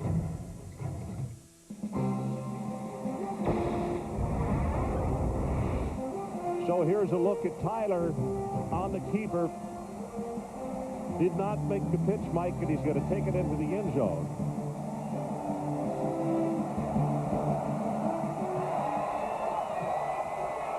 He had to have a big night, and Herb Tyler has had an excellent night here.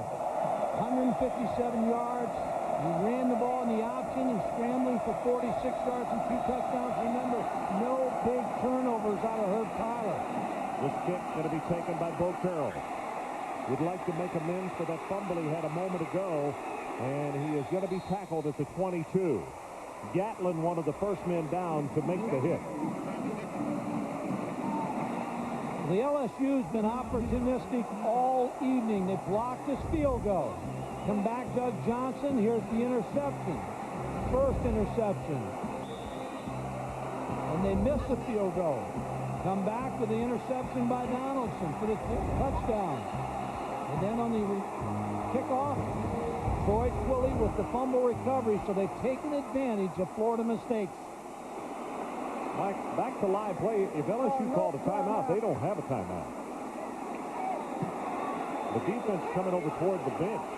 They took the two quick ones. Well, Steve Spurrier's yelling at the official in front of him. That's exactly what he said. Exactly what you're saying.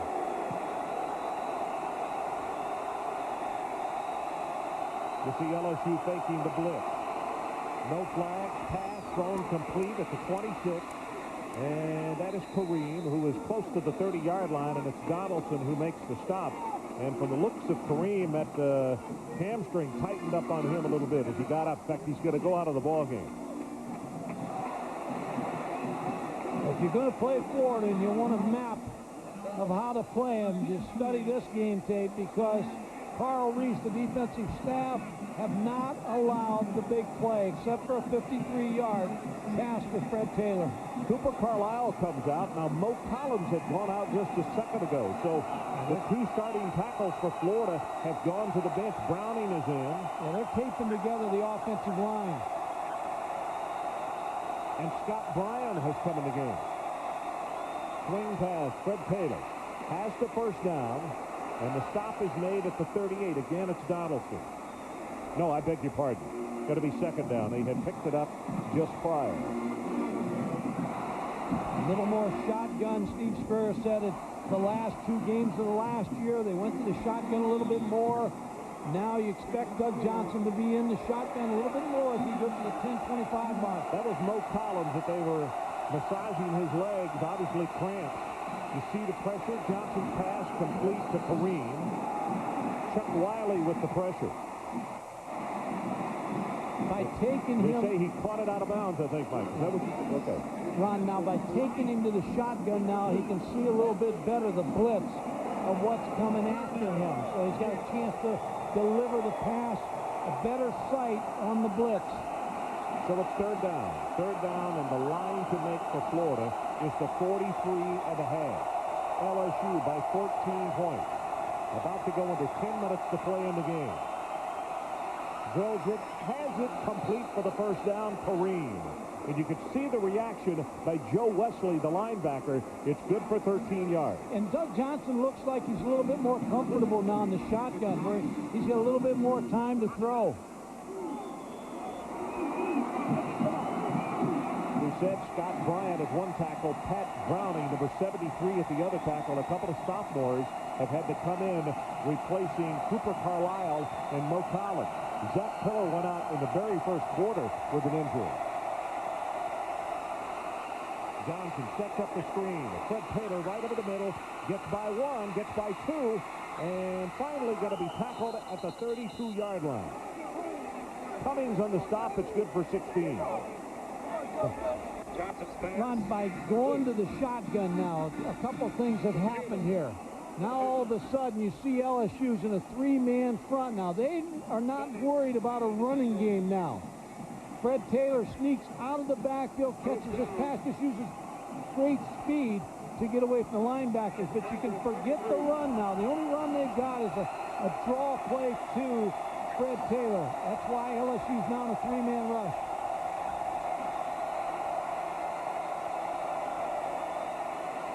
Pressure on Johnson, barely got it away, and it's going to be overthrown. Richardson is the man that he wanted, and there's Troy Twilley again, who was applying the pressure. Doug is slow getting up. Look at this. Well, you talked about Steve Spurrier, said he took far too many hits in the Arkansas game. Here's what's happened to him tonight. Sacked 5 times. Troy Twilley. And those hits, like body blows in a boxing match, they just keep taking their toll on you. Doug Johnson has proven he is a very tough guy there. 29 of 49 and 3 pickoffs. Gets his pass away. That's complete. good for the first down, and the official says keep the clock running. And in fact, when they snap the ball again, it's going to be under 9 minutes to play in the game. Again, LSU just keeping everything in front of them, wholesale substitutions, trying to keep fresh people chasing Doug Johnson.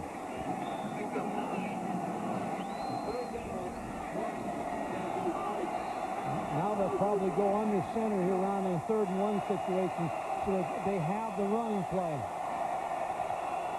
3rd and short. Here comes the blitz. Taylor right up the middle, bounces and spins off a tackler inside the 20.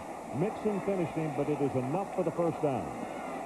And let's check in with Adrian Karsten. Adrian? Ron, I want to remind you and Coach and tell the rest of our fans something that Steve Spurrier said yesterday.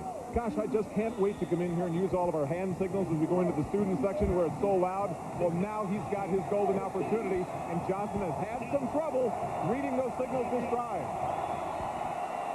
On first down, far sideline, the pass goes and knocked away. Cedric Donaldson, who already has 2 interceptions, working against Green. What Adrian's talking about there, and Florida prepared for this game to come into this loud stadium, and they do it for all the away games where they expect a lot of noise. They do not blare the music like a lot of coaches do and a lot of staff do, but what they do is they whisper out on the practice field so that the receivers cannot hear what the quarterback's saying, so that they go to the signal. 10th play of the drive. Here comes the blitz right up the middle. Johnson cannot get it off. Sacked way back at the 36-yard line. Joe Wesley and Troy Twilley. Ron, that's coming back, though. They're offside. There's no way that LSU was not offside on that play.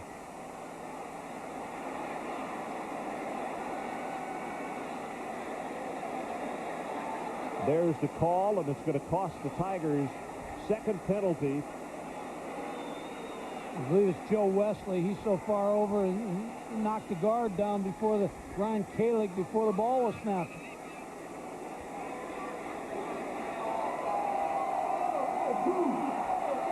So with the 5-yard penalty, they'll step it off, and it's going to be a 2nd down and 5.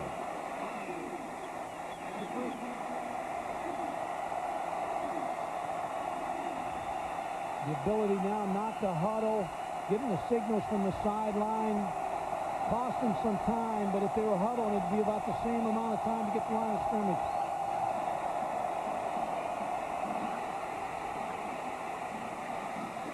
Fred Taylor dropped the football. And again, Rayon Hill came up to make a hit. Cummins, Hill, Twilley, Donaldson, boy, these guys have been everywhere tonight for the LSU Tigers. And LSU, in preparing for Florida this week, cut their practices back a half hour every day. They felt like they were tired at Vanderbilt, and they wanted to get their legs up under them again. You know what Donaldson said yesterday, though? He said, if the truth be known, a lot of time taken away with special teams. He said, we still work pretty hard. It's all in the mind. Yeah. 3rd down. They need to take it to the 9.5-yard line.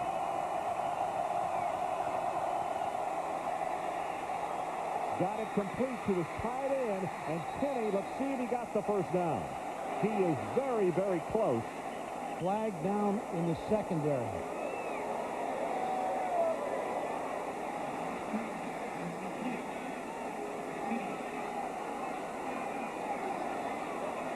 Defensive holding.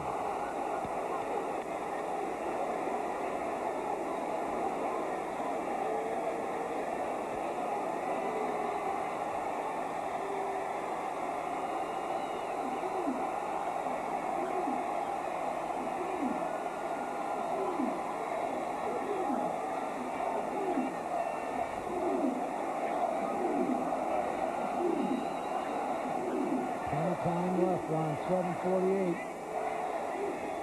Here comes the announcement. We'll sort it out. By the defense and the eligible receiver, 10 yards from the previous spot, automatic first down. The ball is being marched off down to the 7-yard line. It is 1st and goal for the Florida Gators. What Jerry Bernardo's yelling? He's asking who it's from. No, I don't think on this one. He may be asking that too, but I think he felt like there was holding on Cooper Carlisle, number 70, the left tackle, and didn't get a call. Pass knocked away, and now the flag comes down. Chris Beard with the cover. Now he'll be asking who.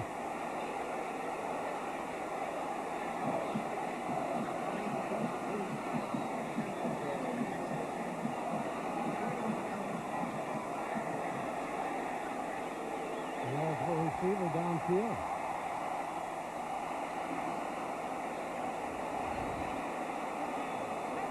Foul is an ineligible receiver downfield by the offense. The foul is 5 yards from the previous spot. Still first down. So it cost them 5. You could see asking Travis McGriff what in the world happened, how they wound up with that. Well, what happened, Ron, I think, is one of the receivers was covered. Yeah. And they had 3 receivers to one side. One of them was on the line of scrimmage, covered by another receiver on the line of scrimmage. So once he went downfield, he's an ineligible receiver downfield.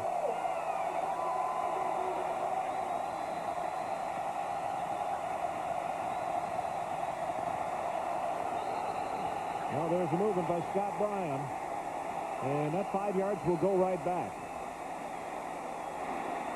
Scott being called on to play tonight because of Mo Collins being out of the game. And the youngster made an error that... You know what, Ron? I'm going to say something here, and it may sound really stupid, but this is not a bad penalty. It gives them a little bit more room to work with in their passing game. You know, when you get around the 8-yard line, you get constricted to really running your routes. All of a sudden, now you're back where you got a little bit more room.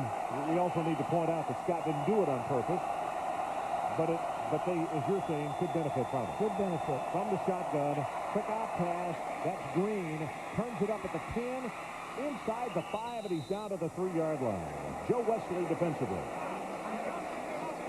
Jack West Green, it shows you the burst that once he caught that football, the burst as he was able to get up the field shows his quickness. 14 yards on this reception. Once he gets that football in his hands, he's up that football field, gets some good blocks by Kareem. 7th catch for 91 yards for him. 2nd and goal. Johnson zings it too high for Green. It'll be 3rd down. Had too much on that one too, Ron, and that was Steve Spurrier said to us the other day. Sometimes in practice he has such a strong arm they ask him to take a little bit off. He just drilled this one.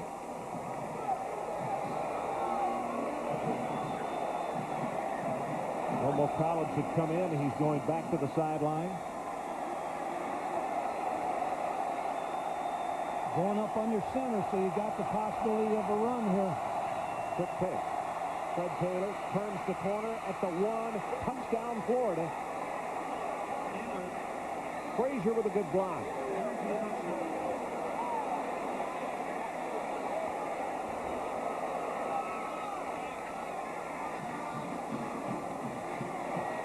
A lot of time left. 6:44. LSU's used their timeouts. Florida still has 2.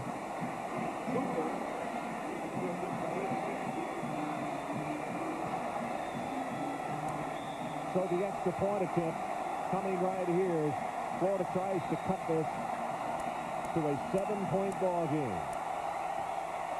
Good pass. Cooper's got it right down the middle. It was 6 minutes and 44 seconds. We'll hold it right here. And our new score, LSU 28, and top-ranked Florida 21. Ron, that was an impressive drive by the Florida offense. All out of the shotgun until they go to a running play. But Doug Johnson shows you his strong arm. There, the power arm, but it's just a little bit too hard there for Jack West Green. Here's the touchdown, the pitch back. And Frazier with the kick out. It's a good block there, and the power of Fred Taylor getting in the end zone. Well, as you can see, Fred Taylor has injured a finger. Is being attended to on the sideline. That looks more like a cut. And don't forget, you know, Florida is picking up a lot of injuries tonight. They've got Auburn next week, who's beaten LSU, so and really matches up better against Florida than LSU matches up against Florida. By the way, you saw Taylor there a moment ago. 22 carries, 90 yards for him. He's trying to keep that 100-yard game going. He's had one every game this year. But probably a fingernail that got ripped off there, if I had to guess, from where they're applying that bandage. Gene Doctor's been busy tonight. Boy, he really has. Falk and Mealy back at a dual safety. It's Mealy to the right side, Falk to the left. And here comes Stevenson's kickoff. And it's returnable from the goal line. Falk. What a block, and he turns on the burst of speed out to the 30-yard line, and man, there was a hit. Let's check in with Adrian Karsten. Adrian. Ron, I got to hand it to you. Your eyesight's pretty good. That young man is going to need a manicure. Now, the Florida defense is in the game being told directly, get your hat and your hands on the ball. That is, they tackle the ball. It sounds good, but the problem with that is, as good as Falk is in the backfield and Tyler can run too, you try to tackle the ball. These guys are going to pick up an additional 2 or 3 yards every time out. Those are first downs as they move down the field. They're going to crowd the football here, Adrian. They're going to put 8 up here to stop the run. They'll lock these corners on the wide receivers. Straight ahead with the fullback, and it's Banks.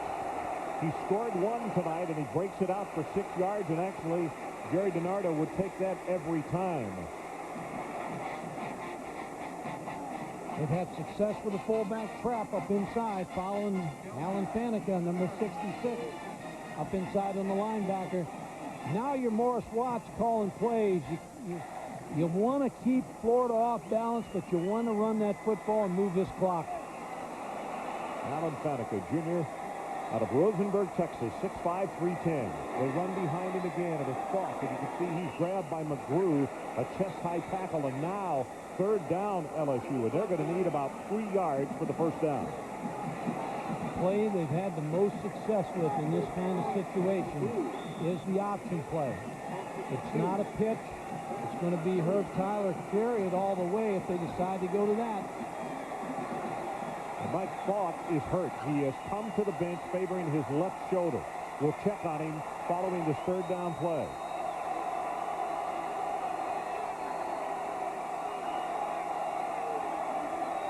Option play. Open side. Pitch back to Mealy. Gets by one tackler, and let's see, not quite enough. He's going to be about a yard short.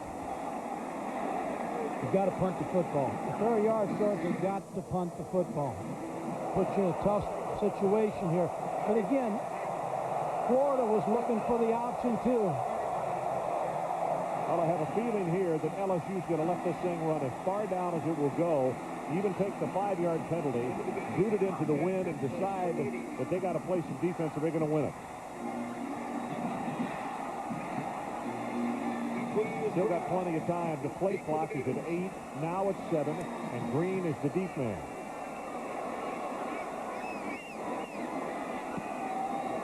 Again, another line drive kick by Kessler. But good coverage, and it's not going to be returnable as the ball is going to roll out of bounds at the 21. Coming up on Thursday at ESPN National Hockey Night, the Pittsburgh Penguins take on the New York Rangers. Yager against Gretzky.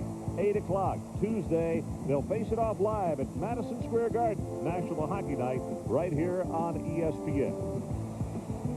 Ron Franklin, Mike Gottfried, and Adrian Karsten coming to you from Baton Rouge. Falk, they looked at his left shoulder, and now they're not attending to it.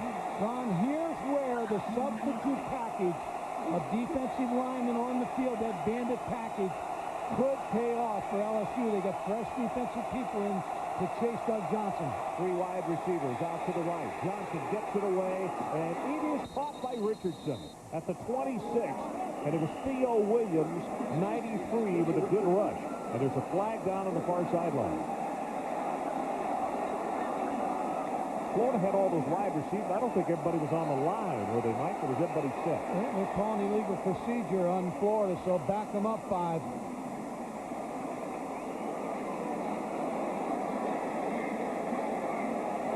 I didn't see anybody moving. That's the call. Well, Johnson has taken a lot of hits in this ball game again tonight. Theo Williams, number 93, one of those young defensive linemen on the bandit squad. He's out of Marrero. First down and 15. Clock is running. 4:07. Now 4:06. Can LSU pull the upset over number 1? Here comes the screen. Taylor breaks one tackle but will not get away from Charles Smith. And Smith saved a lot more yardage. check in with Adrian Karsten. Adrian? Run the situation on Kevin Falk. That shot he took to his left shoulder, very similar to the shot he took earlier in the game, and had a deep bruise from the first quarter on through the shoulder joint up high, as I say, in his left shoulder. Now, Florida knows exactly where they hit him, but there's no way he's going to stay out of this game. He'll come back when they get the ball back, but watch Florida continue to hit him high.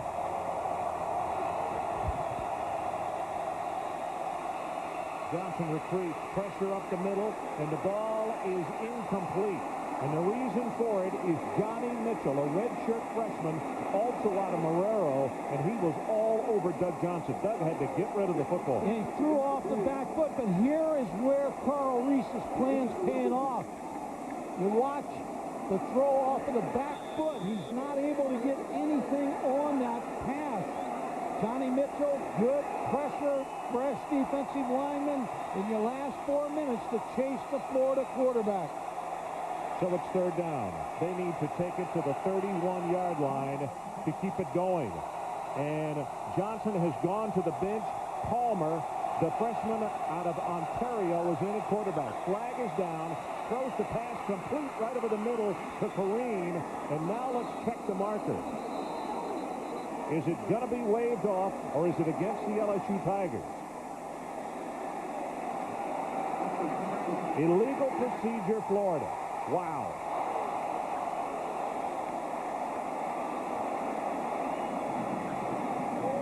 I think you could tell by that that Steve didn't agree with the call. No, he hasn't agreed with the call tonight by that side judge. Well, as a dead ball, false start by the offense.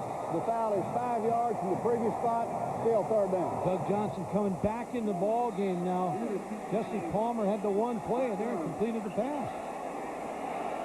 8 penalties, 48 yards against the Gators. Palmer, it goes without saying, many people think is really going to be an outstanding quarterback. As the Florida Gators have a player shaken up, and it would appear that Kareem... Ron, there's another flag down on the sideline. Now, this may be a call on the bench now, unless this is the previous call. Let's see if there's another call on the bench here. Well, here comes the referee. Holds a hand up. And it is a sportsmanlike called against Florida.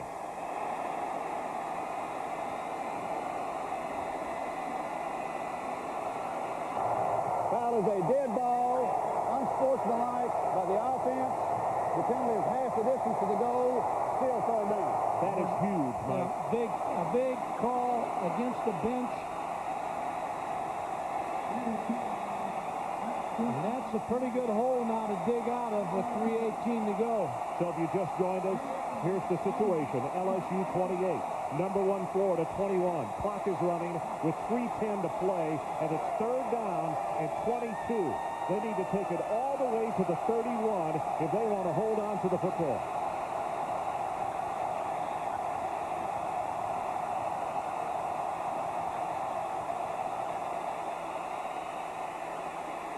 Johnson goes long, and it is intercepted by LSU. Rayon Hill.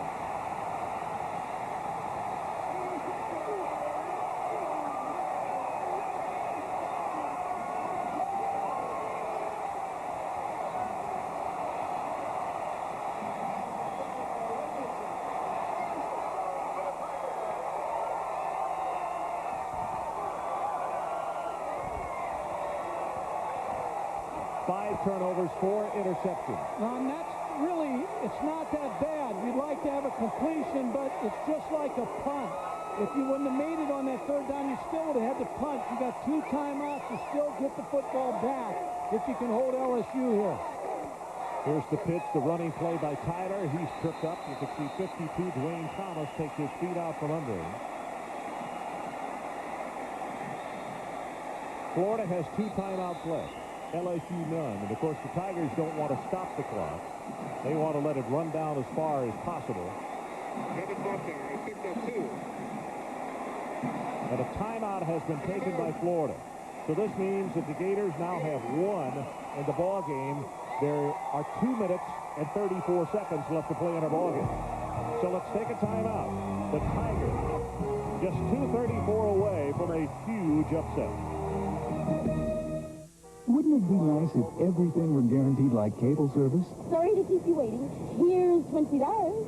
I'm sorry your table wasn't ready. Your dinner will be free. It would be nice, but only your cable company offers you these guarantees. On-time service appointments or $20 refund. Guaranteed. And on-time installation or it's free. Guaranteed. Too bad everything isn't guaranteed like cable service. Sorry we're late, folks. This flight will be free. Jenny, would you do me the honor? No. Jen, babe, you, me, prom. Hi, hello. How you doing? Nope. Kelly Springfield tires are designed to go a long way. No. Jenny, would you go to the prom with me? We've got the warranties to prove it, so go. Jenny, will you go to the prom with me? Oh. And can I use your phone? My car's out of gas. Kelly Springfield, get every mile you can out of life. Well, I know that the Auburn game was called the earthquake game, but on that interception just now, that had to be close. As the ball is fumbled by Tyler, and he holds on to it and avoids disaster as he goes straight forward. Wow. And Florida's going to use their last time out here.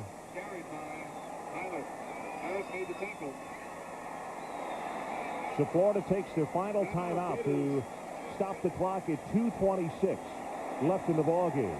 And it will be third down LSU, and they need to take the ball to the Gator, what is that, 43.5-yard line.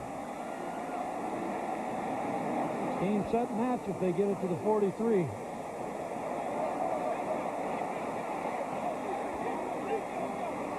Next Saturday on ESPN2, the Indiana Hoosiers head to the Horseshoe to take on 7th-ranked Ohio State at 12:30 Eastern.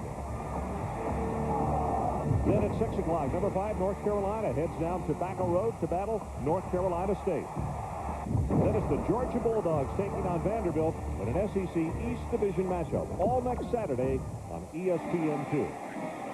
Ron, the confidence of Steve Spurrier, he called them all out, and he told them he was coming. And tonight, Carl Reese and Jerry DiNardo may get the best of this affair. They go back over the clinic statement after they held him to 320 yards, and last year put 600 yards on him and 50-some points. But tonight is a different night. Third down, LSU comes to the line of scrimmage. As we said, they need to take it just inside the 44. Tyler throws long, has his man, and it's caught at the 35. It's Booty. He almost dropped that ball because he was taking off to run. Ron, there's a lot of players in the game tonight. A lot of great coaching tonight, but Herb Tyler has played, has stepped up, and done everything that people here in Baton Rouge expected out of him. Well, the streak's in jeopardy. 25-game SEC win streak on the line. 19-game SEC road win streak on the line. Clock is running in 2 minutes and 5 seconds. Folks, the largest party in South Louisiana that has happened in a long time will kick off if this continues. The handoff right up the middle. There is nothing. In fact, there is a loss of 1 as Elijah Williams comes up to make the tackle. And now Florida cannot stop the clock. It is down to 143 and 142. And for this man, certainly, it will be far and away the biggest win that this school, under his regime, would have come up with. Tonight, the attendance, 80,677. That's the second largest in LSU history. And they're just waiting, anticipating. They have a minute and 20 seconds, and then the jubilation can take over. Straight ahead with the handoff, or no handoff, and it's Tyler on the sneak. It now is third down, and they should only have to run one more play, Mike. Ron, people at Penn State are already probably looking forward to hurdling the Florida Gators in the post. Willie Rogers is down, and the clock is stopped at 61 seconds.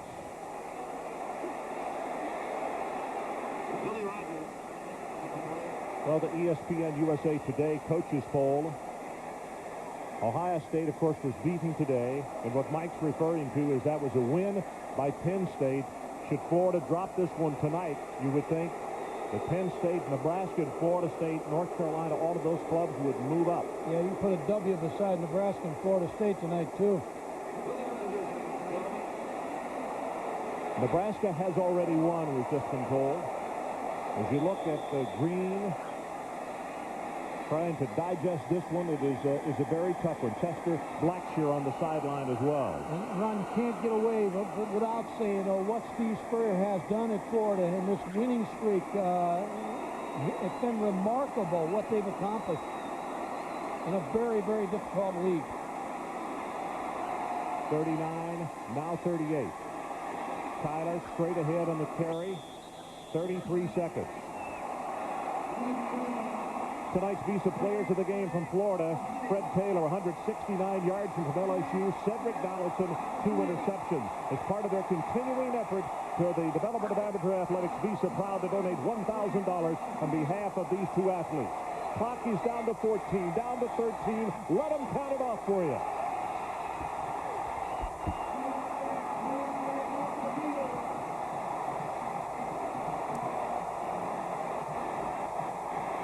Official.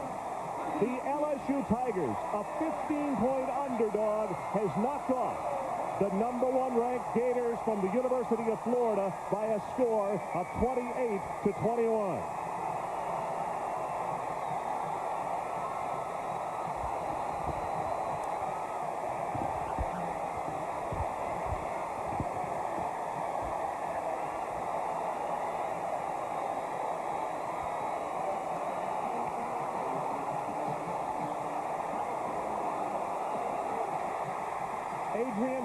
Let's go down to the sideline.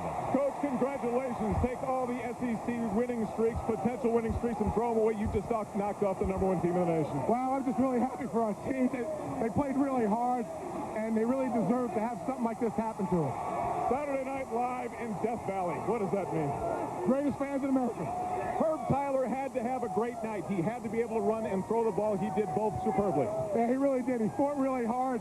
He kept his poise, and he just played a great game. Just a great team win. What they did with that curl route in the first half was really the only play burning you. Find a way to make an adjustment and got the job done. I didn't hear a word you said. Congratulations, Coach Donato, on a huge, huge victory and upset. Ron? Adrian Karsten, thank you so much. All I can say is for all parents who are watching tonight that have kids here, I hope there's no curfew. Final score, LSU 28, the Florida Gators 21. Stay tuned. The Residence Inn College Scoreboard is coming up next. And don't forget, next Saturday, we'll join you from Birmingham as Peyton Manning and the Tennessee Volunteers take on the Alabama Crimson Tide. For Mike Gottfried, Adrian Karsten, and our entire ESPN crew, I'm Ron Franklin. This has been a presentation of ESPN, the worldwide leader in sports. Now let's join Mike Tirico. Okay, Ron, welcome to the Residence Inn College Football Scoreboard Show. #1 knocked off. It is the first time that regular season #1 has gone down since obviously the Florida State game last year. But with Penn State likely the new #1, in terms of the coaches poll, it will be the first time in 45 weeks of polling that #1 is not Nebraska, Florida State, or Florida. Much more on this between now and the top of the hour when SportsCenter comes along. We're going to get you right back out to Baton Rouge, but let me quickly tell you what's been going on with the teams in the top 25 who are in action tonight. And that starts with Florida State going to Durham to take on Duke. Hasn't been a problem, even though they fell behind 7-0 early. Florida State just poured it on. Thad Busby, here the pass to Peter Ward, makes a shoestring catch, and look at the speed. 7 Dukies. Nobody's going to come near him.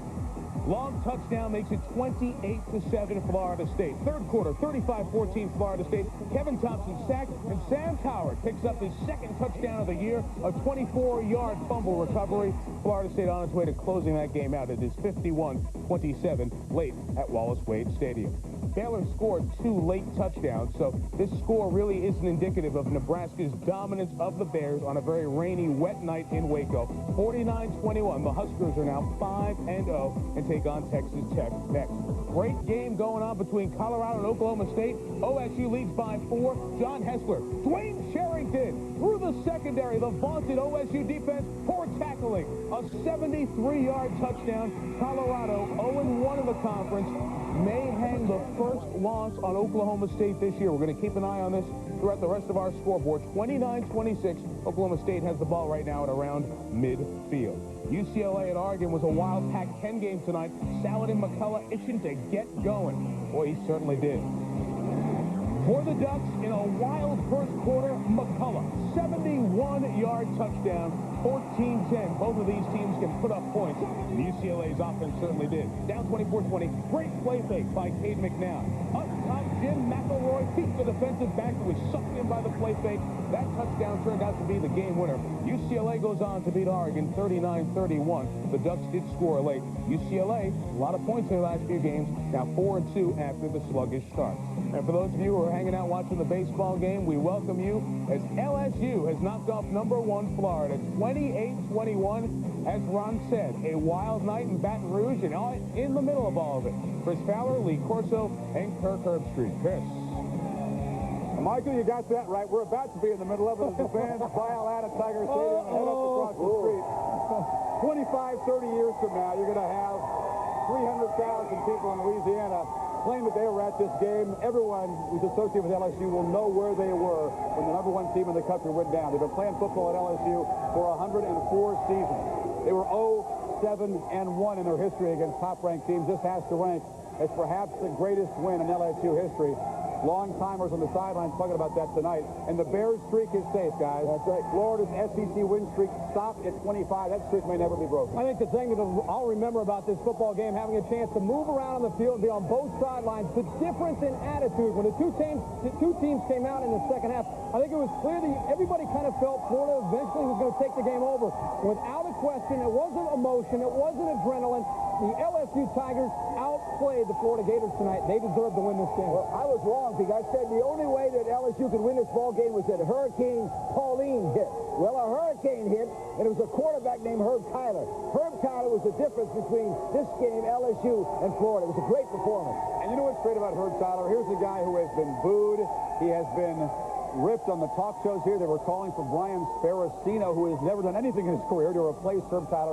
He was absolutely brilliant. He showed tremendous guts in this game, as well as the LSU defense. Cedric Donaldson with the 2 big interceptions. I think that was the key to me. I think that's the thing that surprised me. Cedric Donaldson and all the cornerbacks of LSU mixing up the coverage of Carl Reese, showing a blitz at times upside, other times back. Florida continued to go for the big play, and players like Cedric Donaldson refused to allow Kwesi Green and Jamie Richardson to beat him. You know, I picked Florida to win this ball game, but I told you at the beginning of the year, I didn't think Florida would win the national title for one of the 3 reasons. It was a sophomore quarterback away from home under tremendous pressure. That's what happened. That poor kid, Doug Johnson, got bombed, threw 2 interceptions for touchdowns. That was the difference. We talked about the crowd being a factor if only LSU could stay in the game, and it was a factor. As Florida tried to drive for a potential game-tying touchdown at the end of the game, all kinds of problems with the noise and false starts. What a great sport this is. This LSU team, guys, that should have lost to Vanderbilt on the road, if not for a couple of delay of game penalties on an extra point. That's what I think makes college football the best sport of all. The other thing about LSU in this football game, you mentioned Herb Tyler. How about Kevin Falk? So much pressure put on Kevin Falk. Cecil Collins is down. Kevin Falk doesn't have what it takes to win this game. He came up as well. Overall, just a total team effort. You know who's about to jump off the bridge? The Alliance. Penn State will move to #1. That means the Rose Bowl now is in a position to have the #1 team in the nation. And they got to hope, though, that somebody else on the Pac-10 gets beat, because it'll be Nebraska, maybe against Florida State, and it'll be 2 and 3. #1 is the Rose Bowl. Whoa! Penn State's got a long way to go. A lot of football to be played. Long way to go. Florida had a stranglehold on the #1 ranking. They had 48 of the first-place votes from the coaches poll. So we bring in Bino Cook, who joins us now. Bino, you've got a vote in the AP poll. Who's your #1? Penn State will be #1. They beat Ohio State. I did not have Penn State #2 in the last poll, but I will move them up. They are #1. And to tell the truth, they're #1 until they lose, because they have to go to Michigan State. They had the schedule in their favor, as Mr. Corso pointed out. That was the reason Florida wasn't going to repeat. The road schedule was too brutal. Penn State will have to win at Michigan State, but if they're 10-0, Mr. Joe Paterno will win game number 300. And that is the finale against Michigan State. That would be the final game of the regular season for Paterno, potentially going for that record.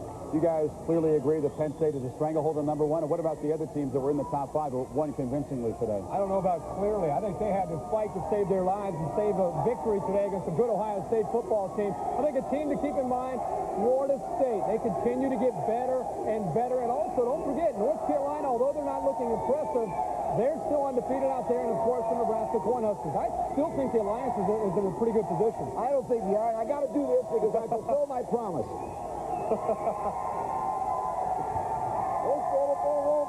You are the king of headgear, Lee. If not head cases. What this means for the SEC, though, guys, Frankenstein, Tennessee's back in the Eastern Division race. They still need another loss by Florida because the Gators would have the tiebreaker by virtue of their victory over Tennessee. And LSU still needs a couple of losses by Auburn. I can't take a serious comment. We're going to regroup. I promise you the party is just beginning here in Baton Rouge. Let's go back to Mike Curry. You're jumping over here. Chris, it's very difficult. We understand. We want to welcome those of you down in Florida. If you watched Florida State beat Duke, that game's over. The Purdue game at Minnesota just ended. Those of you watching in Big Ten country, and those of you who watch baseball, we welcome you to the Resident 10 College Football Scoreboard Show on a night that will continue to be wild, and we'll keep going back to Baton Rouge over the next half hour as #1 Florida has been knocked off by LSU tonight, 28-21. You heard the conversation as to who is #1 in waiting when the poll comes out on tomorrow morning's 11 a.m. Sports Center. Probably Penn State in the coaches' poll. Penn State beat undefeated Ohio State. Let's show you what happened in Happy Valley today. 10-3 Penn State. Ohio State ball in the second quarter.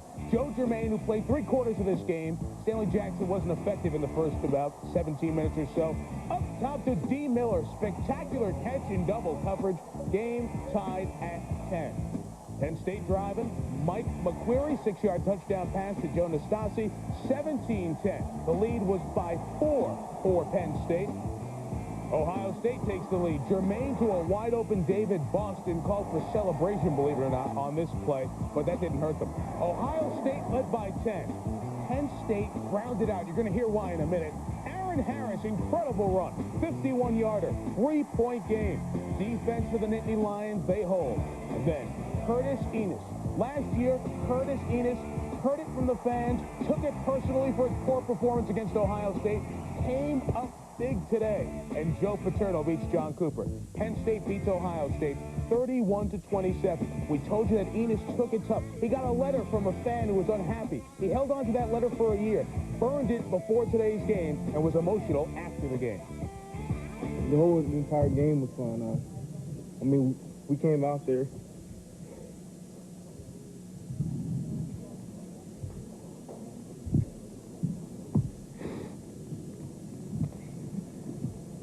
We just want to prove to people in college football that, you know, that we're a good football team. That's what we decided to do when we were down by 10. And we looked at each other in that huddle, and we said, we worked too hard this summer. All the things we went through, got embarrassed last year behind. We wasn't going to let that happen in our place. And we made up our mind as a team, and we went out there and accomplished our goal, what we set forth to do today. A lesson learned in victory. Earlier on ESPN, the Holy Grail in the Big House, the Stanley Cup on hand. Maybe the fans of Detroit will have a national championship trophy to display. Northwestern tried hitting hard against Michigan, but it wasn't enough. Wolverines, the magic combination. Brian Greasy to Jeremy Tooman, 13-3 at the break. Watch this move by Greasy. Mike Nelson has him for a key fourth quarter sack, right? No! Greasy gets away. Who's he looking for? 8-0. Jeremy Tooman, the maize and blue, avenged last year's heartbreaking loss to Northwestern, and they beat the two-time defending